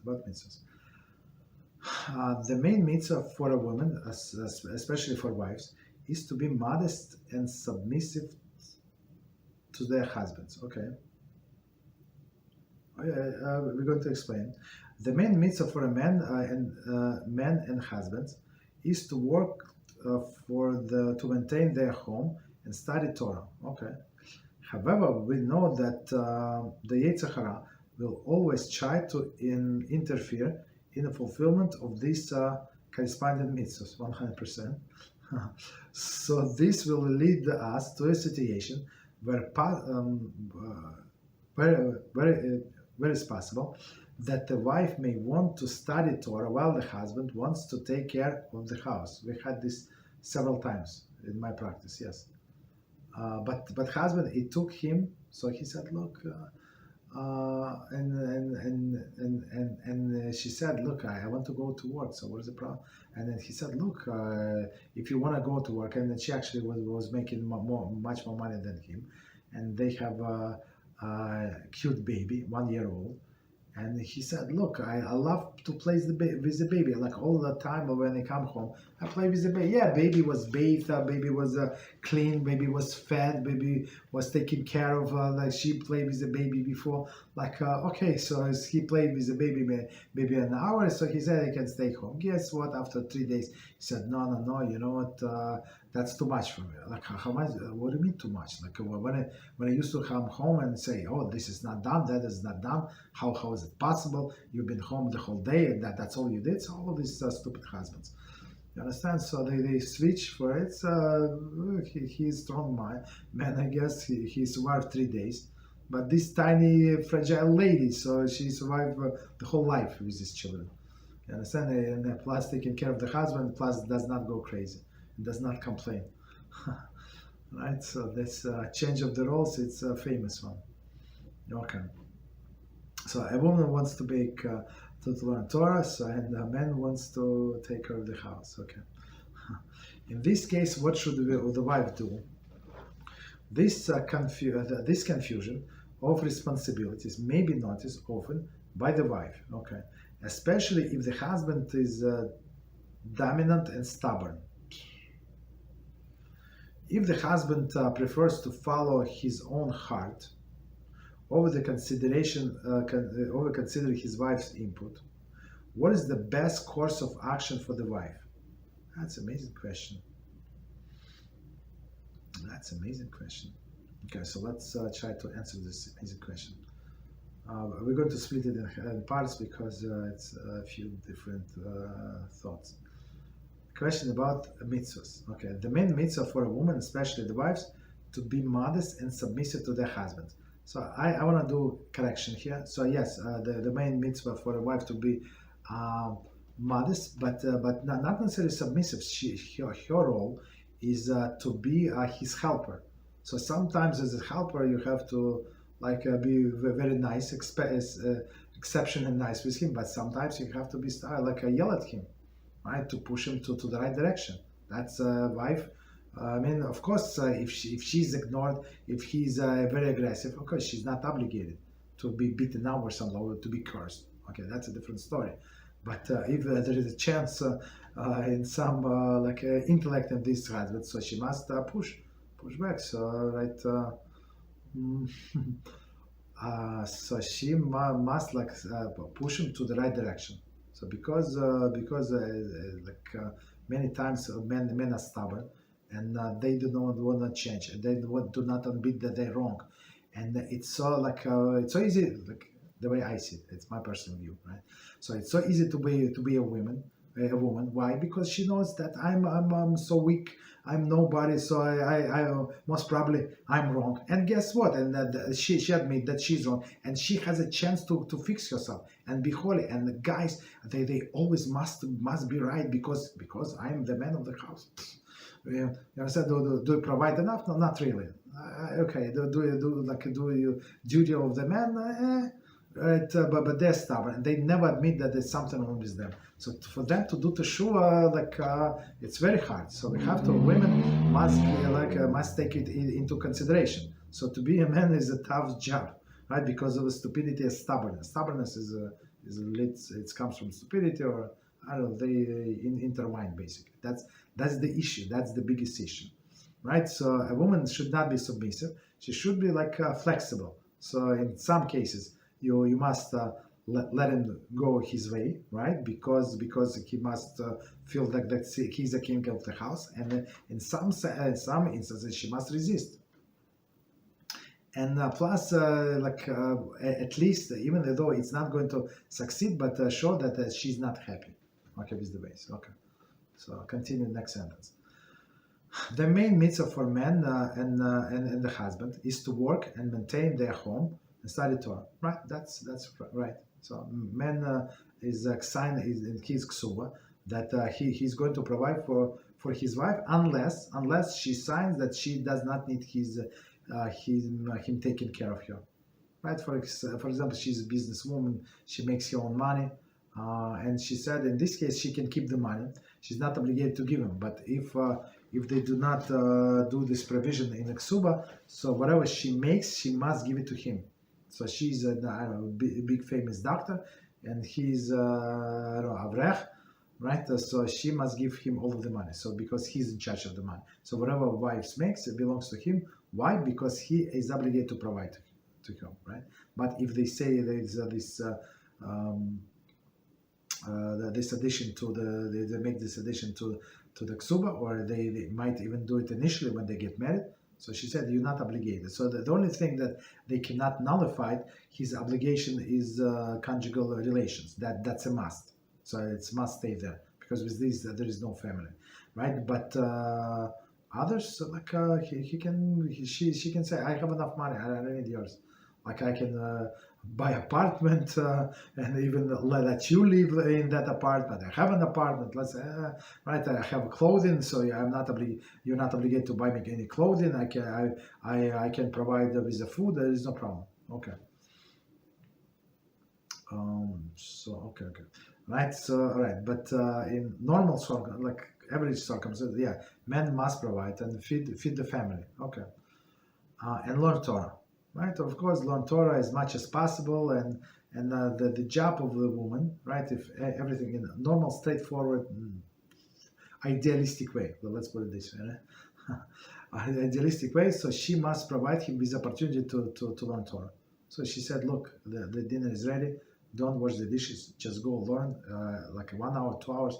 I learn, and I'm going to take care of the kids, this and that, and I go shopping. I do everything. You just learn Torah. So that's the best wife. That's a simple, straightforward, the holy family. Does it work like this? Sometimes it does, not always. Okay, right? Many times it does not. Let's put it this way. However, we know that Yetzer HaRa will always try to interfere in the fulfillment of these corresponding mitzvahs, right? So why is that? Because there's a famous rule, as we said always. The stolen water is sweeter. So meaning that person is attracted something that he's not obligated, and he neglects, or he or she neglects something that they're obligated to. Very simple. So Yetzer HaRa will always try to interfere in fulfillment of these corresponding mitzvahs, right? So she's taking care of the family, right, and he being housewife, and he's providing, right, and she's being modest. So this will lead us to a situation where it's possible that the wife may want to study Torah, okay, so and she must study Torah, but not in expense of the husband. Let's put it this way. So if women love study Torah, right? That's amazing because this emotion. So they feel that it's emotionally attached. It's easier for a woman to be like on a holier level to be attached to HaShem than to a man. To a man, we have to learn Musar, and we have to read again, and Halachah, in this, in that, and Chumash, and going back and forth. And only that, and Talmud, and only that we can reach to the level, to the starting level of a woman who is righteous, right? Naturally, she does not have like all of the bad character traits, like big ones, right? So yeah. So it's, of course, a woman is attracted to the Torah, the sweetness of the Torah. Right, and husband, he's not, because he's Yetzer HaRa, because he must do that, because for learning of the Torah, as we say every morning, so it's the biggest reward. The whole world exists only in the merit of the learning Torah. So Yetzer HaRa is going to fight this point. It's the hardest. That's logical. He's not going to resist him to do, I don't know, to do the blessing on a fruit. Right? Let him do it. Right, after the fruit, but this learning of the Torah, big time. So I'm trying to explain these things, so we have the whole picture why men sometimes behave they are. It's not because they're animals or something like a woman does not understand how you don't feel the sweetness of that. How is it possible? How is it possible not to fall in love with Musar? How is it what are you, not human? Right, but we explained that man's nature is very, very different, and he has this resistance to learn Torah. But as our sages promised us, so if he is going to overcome himself, this base desire, he is going to fall in love, and he would not be able to disconnect from the Torah. And that's the reason. It is our sages forbid women from learning oral Torah. Right, the Talmud especially. Why? Because she does not have evil inclinations. She enjoys so much. She likes this back and forth. That's Holy Abaya, Holy Rava, Rav Yochanan, Reish Lakish. What could be better? Who need these dresses and shoppings and cell phones? She would enjoy. And guess what? She would she would never get married if she's not married. Or if she's married, so she would neglect the husband and kids and all of her responsibility, because the Torah is so sweet. It's like the drug user, we have them, right? He's high. He does not understand what's going on around him. So this woman. So that's why I just say they're great wisdom. So let's stay away from the Torah. Why? Because if they start, would not be able to separate them, right? But for a man to go to that level, that requires a lot of efforts. Okay. And while the husband wants to take care of the house. So as we explained that he's caring for 3 days for his 1-year-old son, whom he loves dearly, and he said, I'm going to go to work. Okay, but so a woman must do, to answer this, to comment on this sentence, so a woman must do everything possible to push him, nicely to all of this, using all of your women's charms to push him to study Torah. But if he's stubborn, so he's stubborn. But continue from time to time to say that you will be very proud. And sometimes we had that with one guy, with one family. So young woman, he's a little older or much older, and he's not into learning. If she would tell him, and I told her, try to summarize him, right? Or whatever you learn. She's in our classes. So I said, try to summarize him. And she said he listens with a big interest, but he would never join our class, never ever. Okay, don't ask me why. Okay, so I said, try to learn together. So this he does not like. That's a little too much. If she's going to read to him, it's something unease. If she gives him to read, also there's some resistance. But slowly. So in order for him to fall in love in studying Torah, so I think that's send him clips, send him shiurim, and plus to study together some topics. So my favorite topic, you don't you cannot even imagine how many hours I spent with my wife studying these books, this story of this of the King David. There's so many details, and there's so many arguments. So not arguments, also sometimes heated discussions. So she would go from the women perspective, right? My wife is, God bless her, she's very sharp. She's sharper than most of the men that I personally know, except of course Talmidei Chachamim, but rather regular men, not even close. Right, so she's very sharp, and even without much, she has now, but not as much as I am. So she many times she predicts how sages would explain things, and it's just unbelievable. And we spend because of so many details of this story of the David and Batsheva, and it's on the surface it looks like a simple story. It's not like we learn here in Yichud, Kosher kitchen. I mean, whatever this Bishul Akum is simple, but before it was was the spot Ben Yama, not Ben Yama? Was it in a stove that it was kosher, not kosher? The gravy, this gravy splatter, not splatter. So all of the technical details, I would say it's too much. I mean, for a person who's very far from it. But the story of Batsheva and David and all of this drama, it's unbelievable.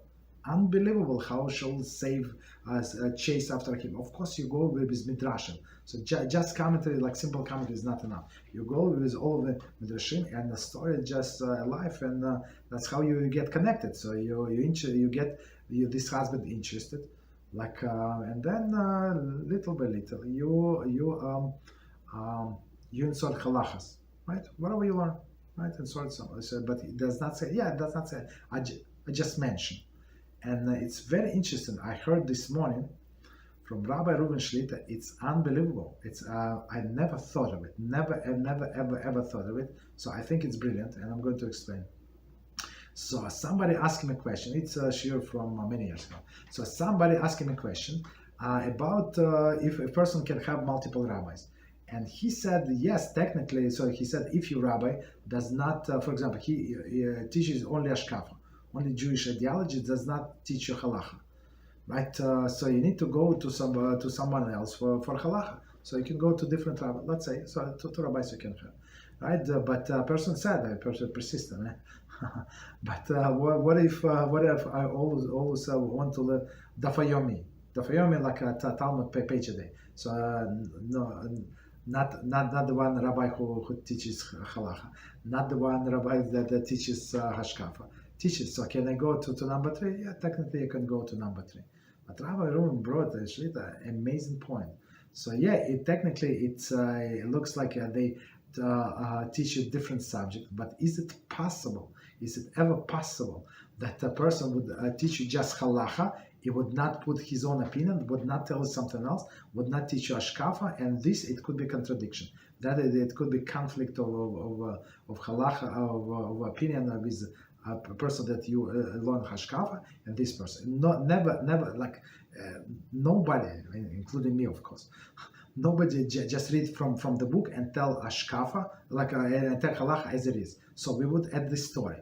We would add some perspective, to make it live, to make it interesting, right? So that's the danger.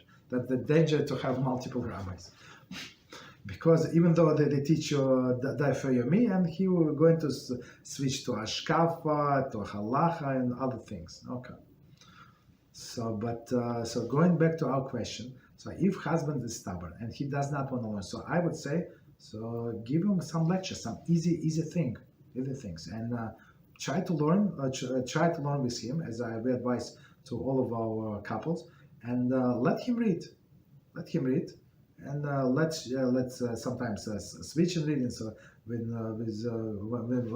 I learn the Talmud with somebody else, so we try to take turns. So with one person, for example, he reads commentary, and I read text. Next time, we do review. So like we do review from what we learned last time, and without commentaries, just the text.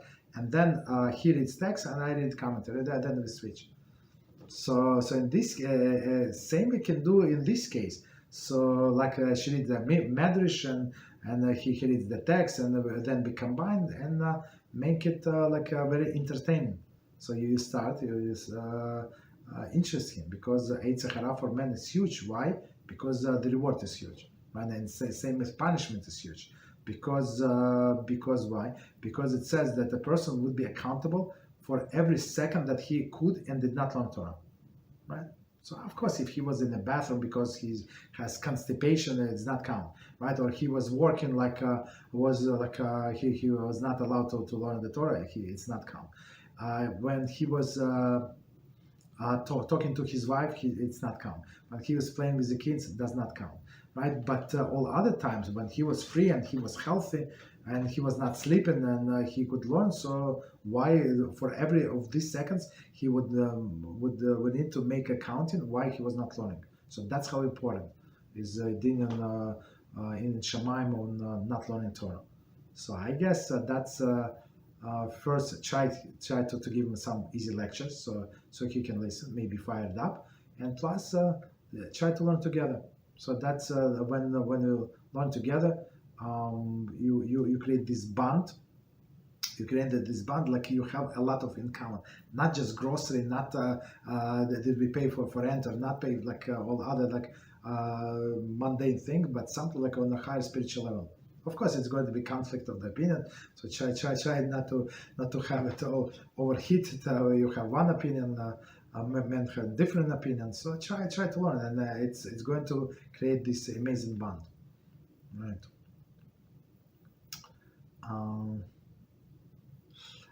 This confusion of responsibility.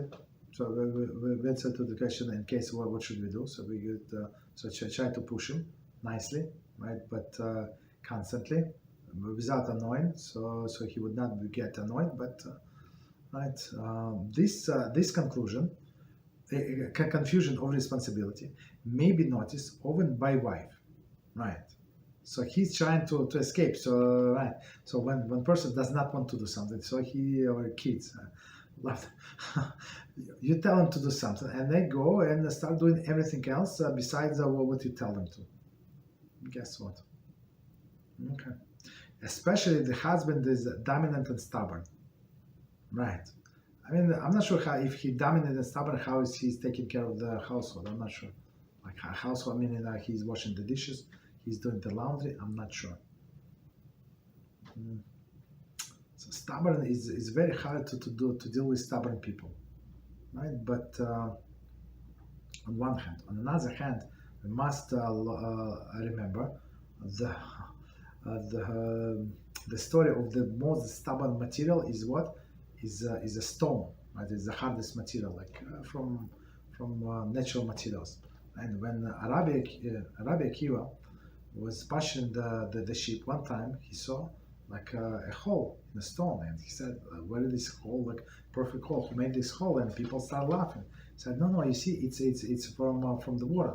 The water drips. Of course, the water is the softest material. The stone is the hardest material, and it penetrated. And it penetrated like it took years, 100 years, 1,000 years, or whatever it took. But he was so amazed, and he said, "Now I'm going to go to learn Torah." Why? Because it's as we said, this softest material, right? The water was able to penetrate with a persistent this rock. So like. And the Torah is compared to water, so of course it's going to, the water, meaning Torah, is going to penetrate my brain that is not rock.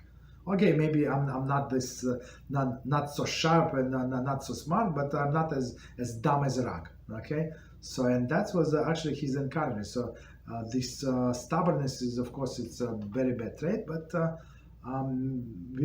we need to see how to redirect it.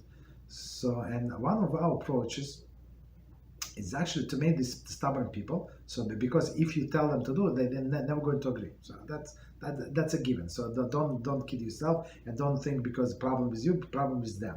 Okay. So we need, so a wife must think like a few steps ahead and make him, like, lead him the way that he's going to make this decision. Right? Even though she told him, but never take a credit. So if he's make this decision, whatever needs to be done, even though she told him 1,000 times, but now he decided it's time to do because how I was living until now. So she must keep quiet and say, yeah, I'm very proud of you. I'm so proud. I don't know what I would do in this situation. She told me 1,000 times. He just did not listen. Okay, so she must be a good actress, and but create this approach, have this vision, like, to lead him to this, right? So that lead him that it would be his decision. So, and these stubborn people, we actually must use their stubbornness for our benefit. Meaning, even though whatever she does it for his benefit, she's not doing anything for her that she's going to get diamonds or something, right? She's doing for her husband so that he's going to get the lamaba. That's it's purely for him, right? So okay, so some people you cannot go like straight forward, right? So you have to go like a roundabout way, and that's the way. That's the way. And I know with some people you can, with men, like, sometimes I talk to them and they're like, they got scared, they got this and that, and they change, right? But with other people, they're so they like if you speak to them like sternly, that's it, you lose them. So you go like a roundabout way, like in a few steps, 7 steps, just plan like your approach, and it should work. Beezrat HaShem, of course. And plus, always remember cry to HaShem and ask for His assistance to open his heart, to open his brain, to open his heart. You want to open his brain constantly. You read Tehillim, you do any mitzvah, you pray all this extra addition in Shmona Esrei, when you can add the personal request. Make this request every time. Every time you make this request, so HaShem should open the brain of my husband, my dear husband, because I want him to have a olam haba. He's a nice person, he's a sweet person, but he's a little stubborn and he's a little confused in his responsibilities. So that's that's an amazing question. Right. Right. So right. Next question. Question.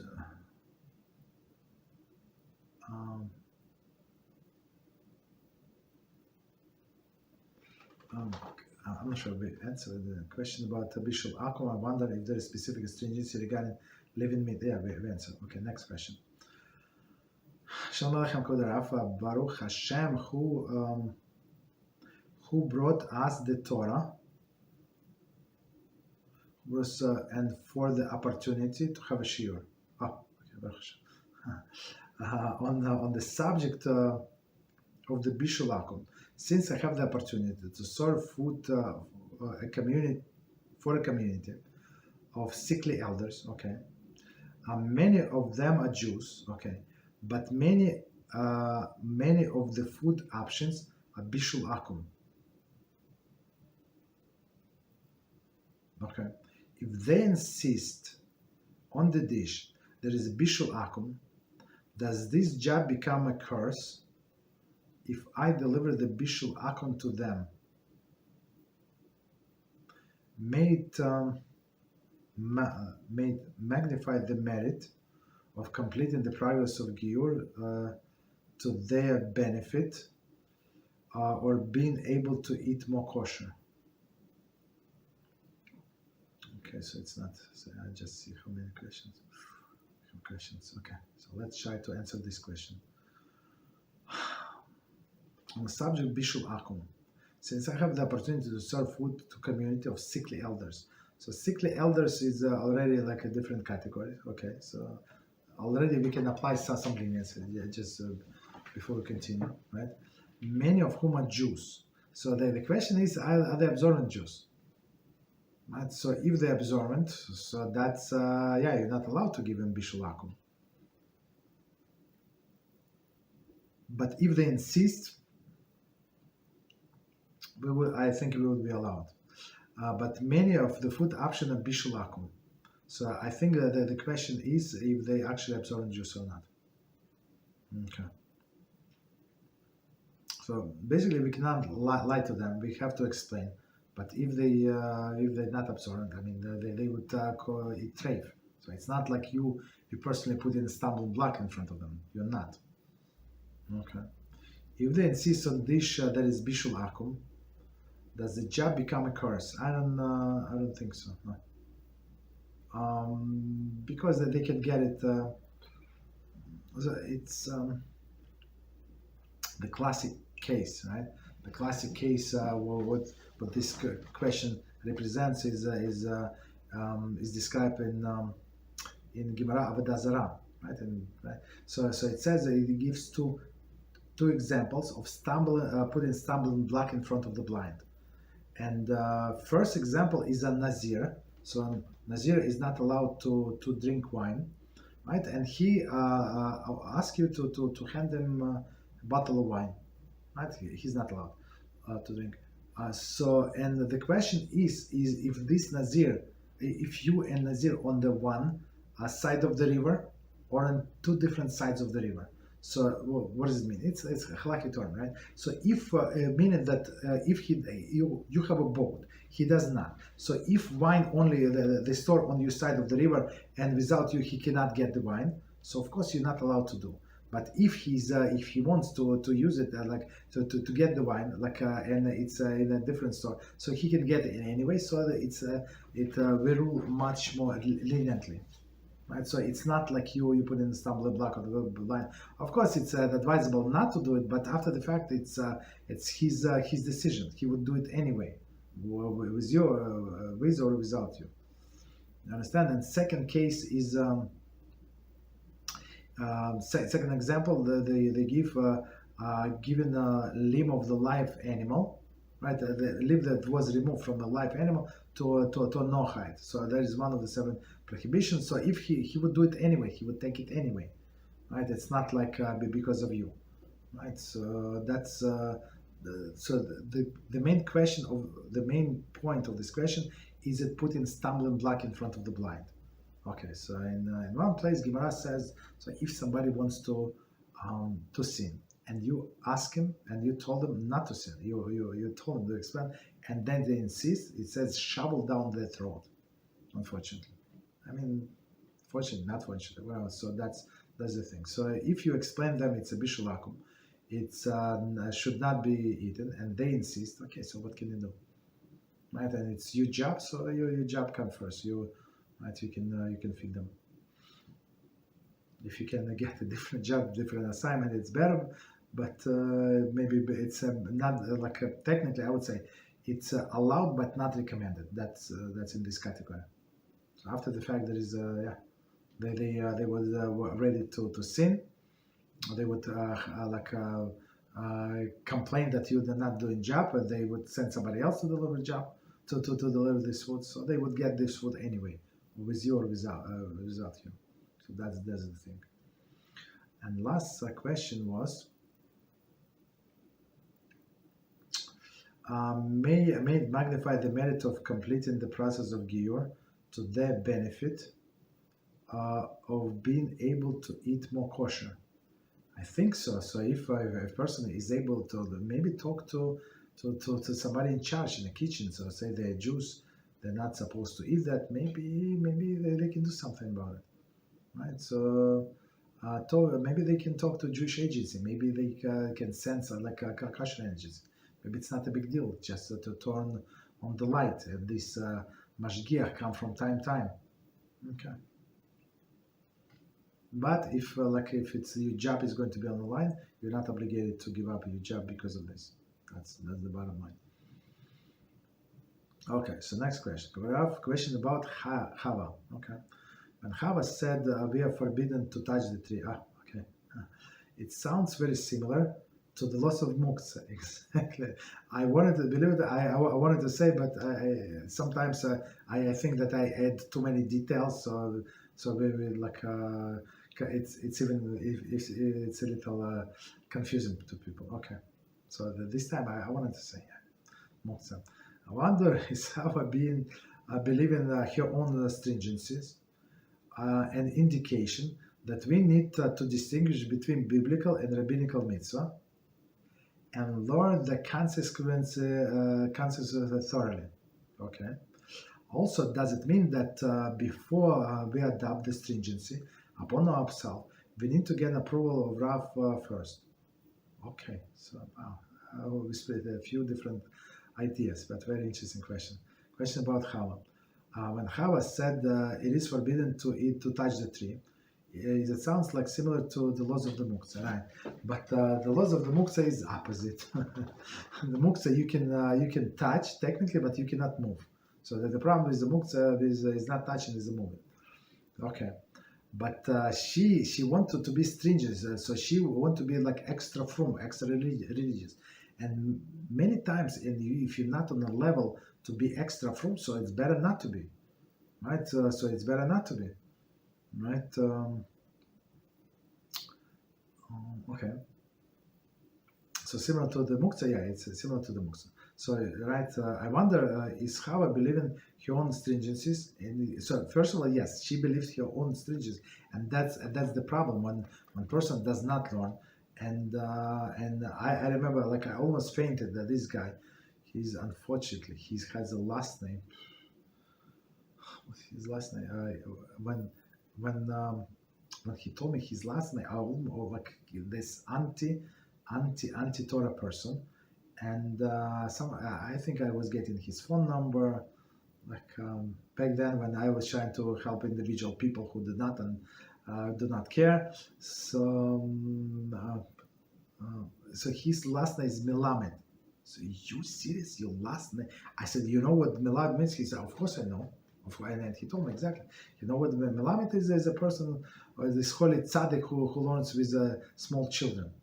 You understand? That's Melamed. So he's meaning what? That he's from this lineage of Melamed. So people would get this Latin last name. It's maybe first time in my life I heard about this last name Melamed. You understand? So, and he's of the derech has to the different side almost. Not to extreme, but well, very very sad case. Okay. So he believes this guy and Chava believe in their stringency. That's what it is. So because of this Melamed, so he told me that that recently buried his father. So I would meet him in the subways, right? So he recently buried his father. Like a few months ago, and I said, but are you saying Kaddish? He said, I am saying. I said, what synagogue you go to? He said, I don't go to synagogue. I say it at home. Almost fainted. Like, you say it at home? But I said, but the rules is that you need a minyan of 10 kosher Jews. You must be in synagogue. And they say Kaddish. He said, yeah. He said, I know. I don't care about these rules. I know that I come home. I'm not sure if it's true or not. But he told me that I say this Kaddish in my house. You understand? So people design their own rules, and this guy is a top programmer. So one of the leading programmers in that company, basically. Right? Smart guy, right? So Chava was also smart, but she added stringency. So this stringency was unwelcomed.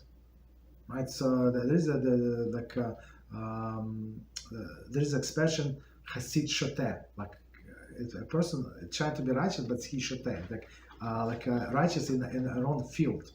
Okay, right, and indicated that we need to distinguish between biblical and rabbinical mitzvah. Yes, if you want to draw this parallel, yes, and as we learn in all of these books, and we always emphasize was it biblical, was it rabbinical? Why?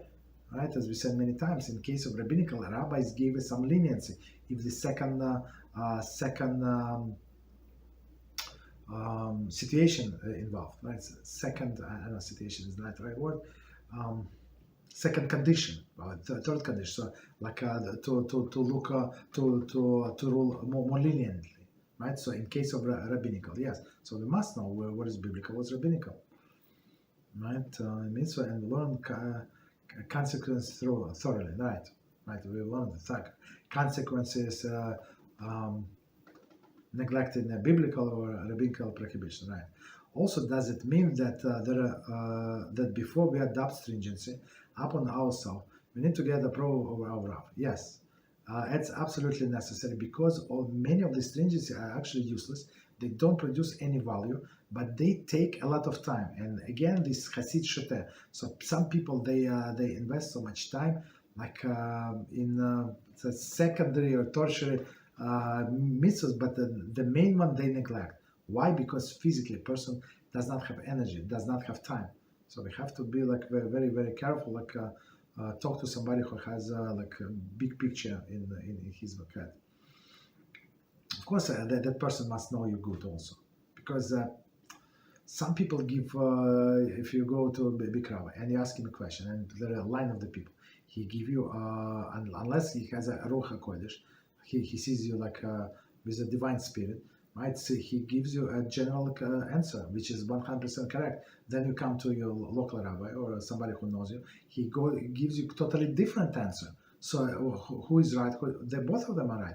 That one gave you answer based on general approach, like that would work according to Torah for the most of the people. This one who knows you better gave you opposite answer, but it's whatever he thinks. It's based good for you, based on your story, based on your observance level. So that's your advancement level.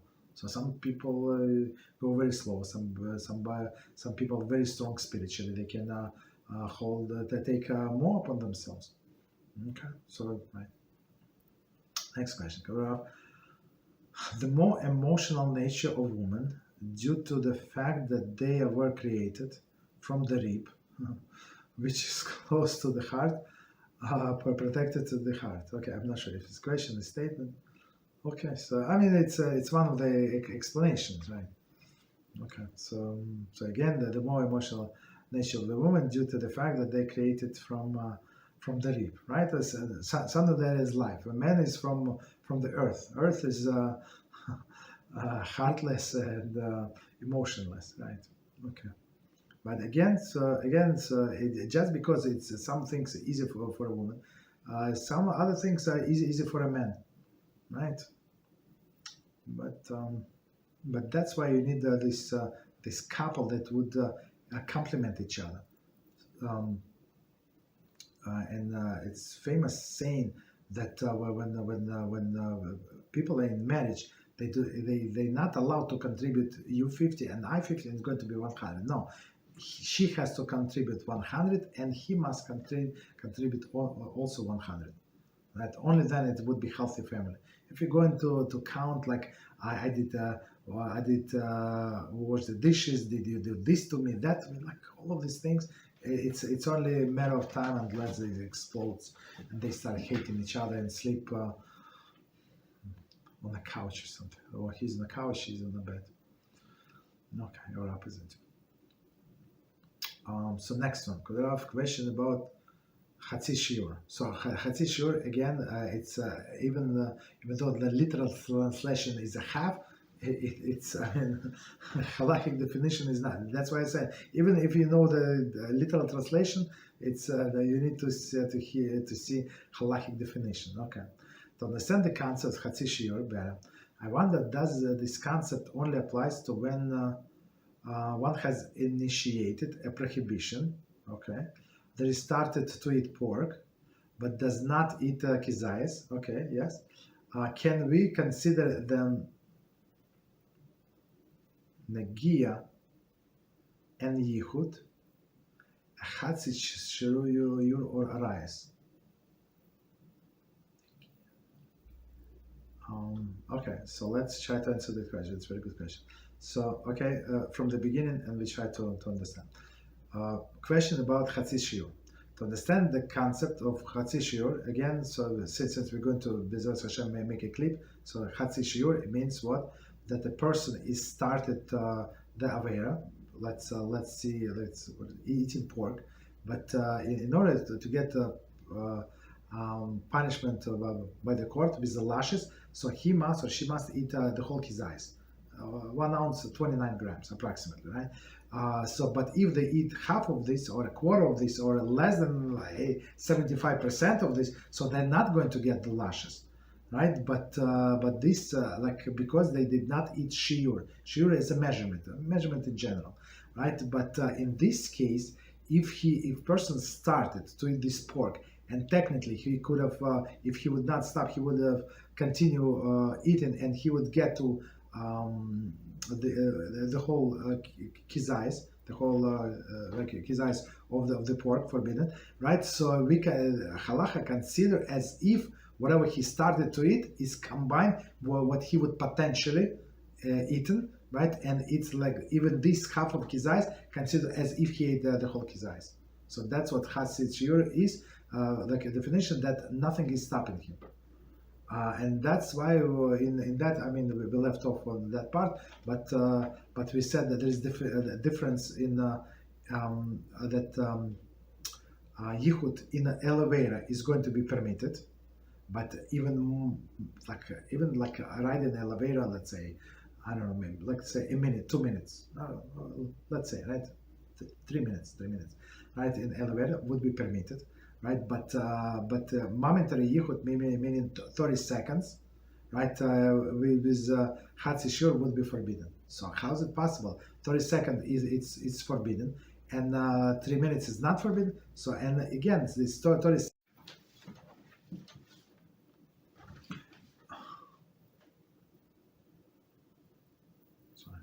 So of course, this 30 seconds, yeah, she was like only 30 seconds in seclusion with this man, yeah, but if she wouldn't leave at that moment, she could have stayed for a much longer time, and maybe something would happen between them. That's why it is this 30 seconds, it's considered to be Hatzi Shiur. It's like she did the whole seclusion, right?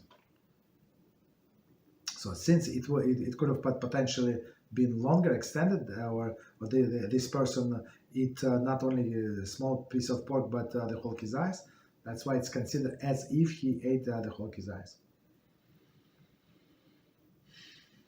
Okay. So the next question is,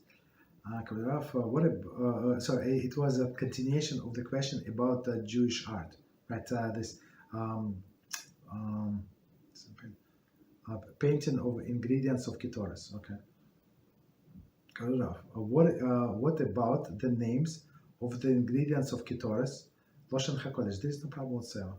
It's what is forbidden is the mixing them in a proper this, and call them that there is a ketores. That's the issue. The second concern. So the names of Loshen hakodesh, there is no problem. Because those are names of the herbs, they still call this name. Like if you go to the market or something, or to herb store that in Israel, they would call it this name. Maybe some of them would call it more modern name, but still the same name is applicable. So it does not names are not forbidden. Right? Maybe if you call this combination ketores, it would be it would be a problem, but otherwise, no problem. Or if you say ketores, just list them. There is no problem. It's from the Torah. Even the measurements from the Torah. Right. So in second, sir, please go there. That develops from Koradov answers. Aren't we allowed to paint a menorah? We're allowed to paint menorah. 1 second. I assume that menorah does not have a category of utensil, but I want to understand well whole answer. Okay. So we're not allowed to paint a menorah. We're allowed to paint menorah. There is no problem. We're not allowed to build and 3D images. That's what we're not allowed to do. But to paint, if you look at Art Scroll Chumash, so you have menorah, you have Holy Ark, you have the table with Lechem Apanim, you have all of the utensils, right? The big altar, small altar. Some time ago I learned Yecheskel. Yeah, Yechezkel. Yeah, it was Yechezkel. So he actually described the third temple with all the measurement. I mean, it's not easy reading. It's just very very technical stuff. But at the end, they have a picture, and even ArtScroll, it's first time ever that I see that ArtScroll created a diagram. So you have to like open, like it's not only one page, like 3 pages, 4 pages, like huge in color. It's unbelievable. Because this is number this is number that, and many times when you read, you have to see the commentary and jump to the picture, back and forth. So I mean, it comes alive. So all of these arcs, all of these arts, all of these things that utensil that they describe. I mean, without this picture, like if you read menorah, like if you read menorah description about text in your own language, forget about Hebrew. In your own language, would you draw the menorah that the ArtScroll drawn? Me personally, not even close. Not as close as Earth from Moon. That's how close I would draw menorah to what they draw. Yeah, you understand? So there is no problem drawing menorah. Owning this utensil, like for example, but candelabrum. So you wanted to have candelabrum. So some people have like 5. So one stem, and they have 5 candelabras, 6 candelabras, 8 no, 5, 6 I saw, 8 I'm not sure, but never 7, never ever. I mean, if it's Reform or some other idiots, yeah, they would make some, but even in round, so my menorah is flat, so they have to be on the same level. So around, if you do Hanukkah around, it's not considered to be Hanukkah. Just so we know, right? But even so, because all the lights must be on the same level and same, right? So same when you have a candelabra for Shabbos, so you have person said, what is the problem? I have 6 and one in the middle. So like, does it look like menorah? No, it does not. So it is forbidden because it's 7. So, and even in the shuls that they have big menorahs. So if you pay attention, it's 3 and 3, and on top or in the middle, it's not extra. It's going to be like Star of David or something. It's never 7s. There is no 7s. Okay.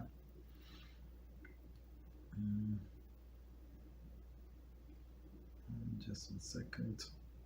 So allowed to paint menorah. I assume the menorah does not have a category of utensils. No, it does actually. I want to understand the whole answer. That's the whole answer, right? So we're not allowed to reproduce these utensils, but we're allowed to paint them from the pictures. So this ArtScroll, so it was approved by the great Gedolim. I'm not sure how the process, who approved, but since we know them as very highly God-fearing people. So I assume that they know what they're doing, so we can rely on them. We don't have to double check them. If they say that's according to Rashi in right or Ramban, that's how they look, so that's how it looked. No problem. So it's getting very late. Question. Okay, we have 3 questions. So let's see. It's one question. Rough question about Shalom bias. If wife chooses to release, I apologize. Let's leave these 3 questions. I apologize for next time, Beezrat HaShem, because I just scanned the question. It's they're very deep, would require me sometimes. Okay, so let's stop here. Beezrat HaShem to be continued next week. We've been very successful. We've been doing overtime. Actually, it's almost become our standard time, Beezrat HaShem, right? So we learned a lot of Torah, so let's continue next week, and I think it's going to be same time. And I wish everybody good Shabbos, and continue learning and continue, no matter what other people say, be going straight, because on the ways of Torah, on the ways HaShem said so. Other people disapprove, okay, what can we do? All right, good night.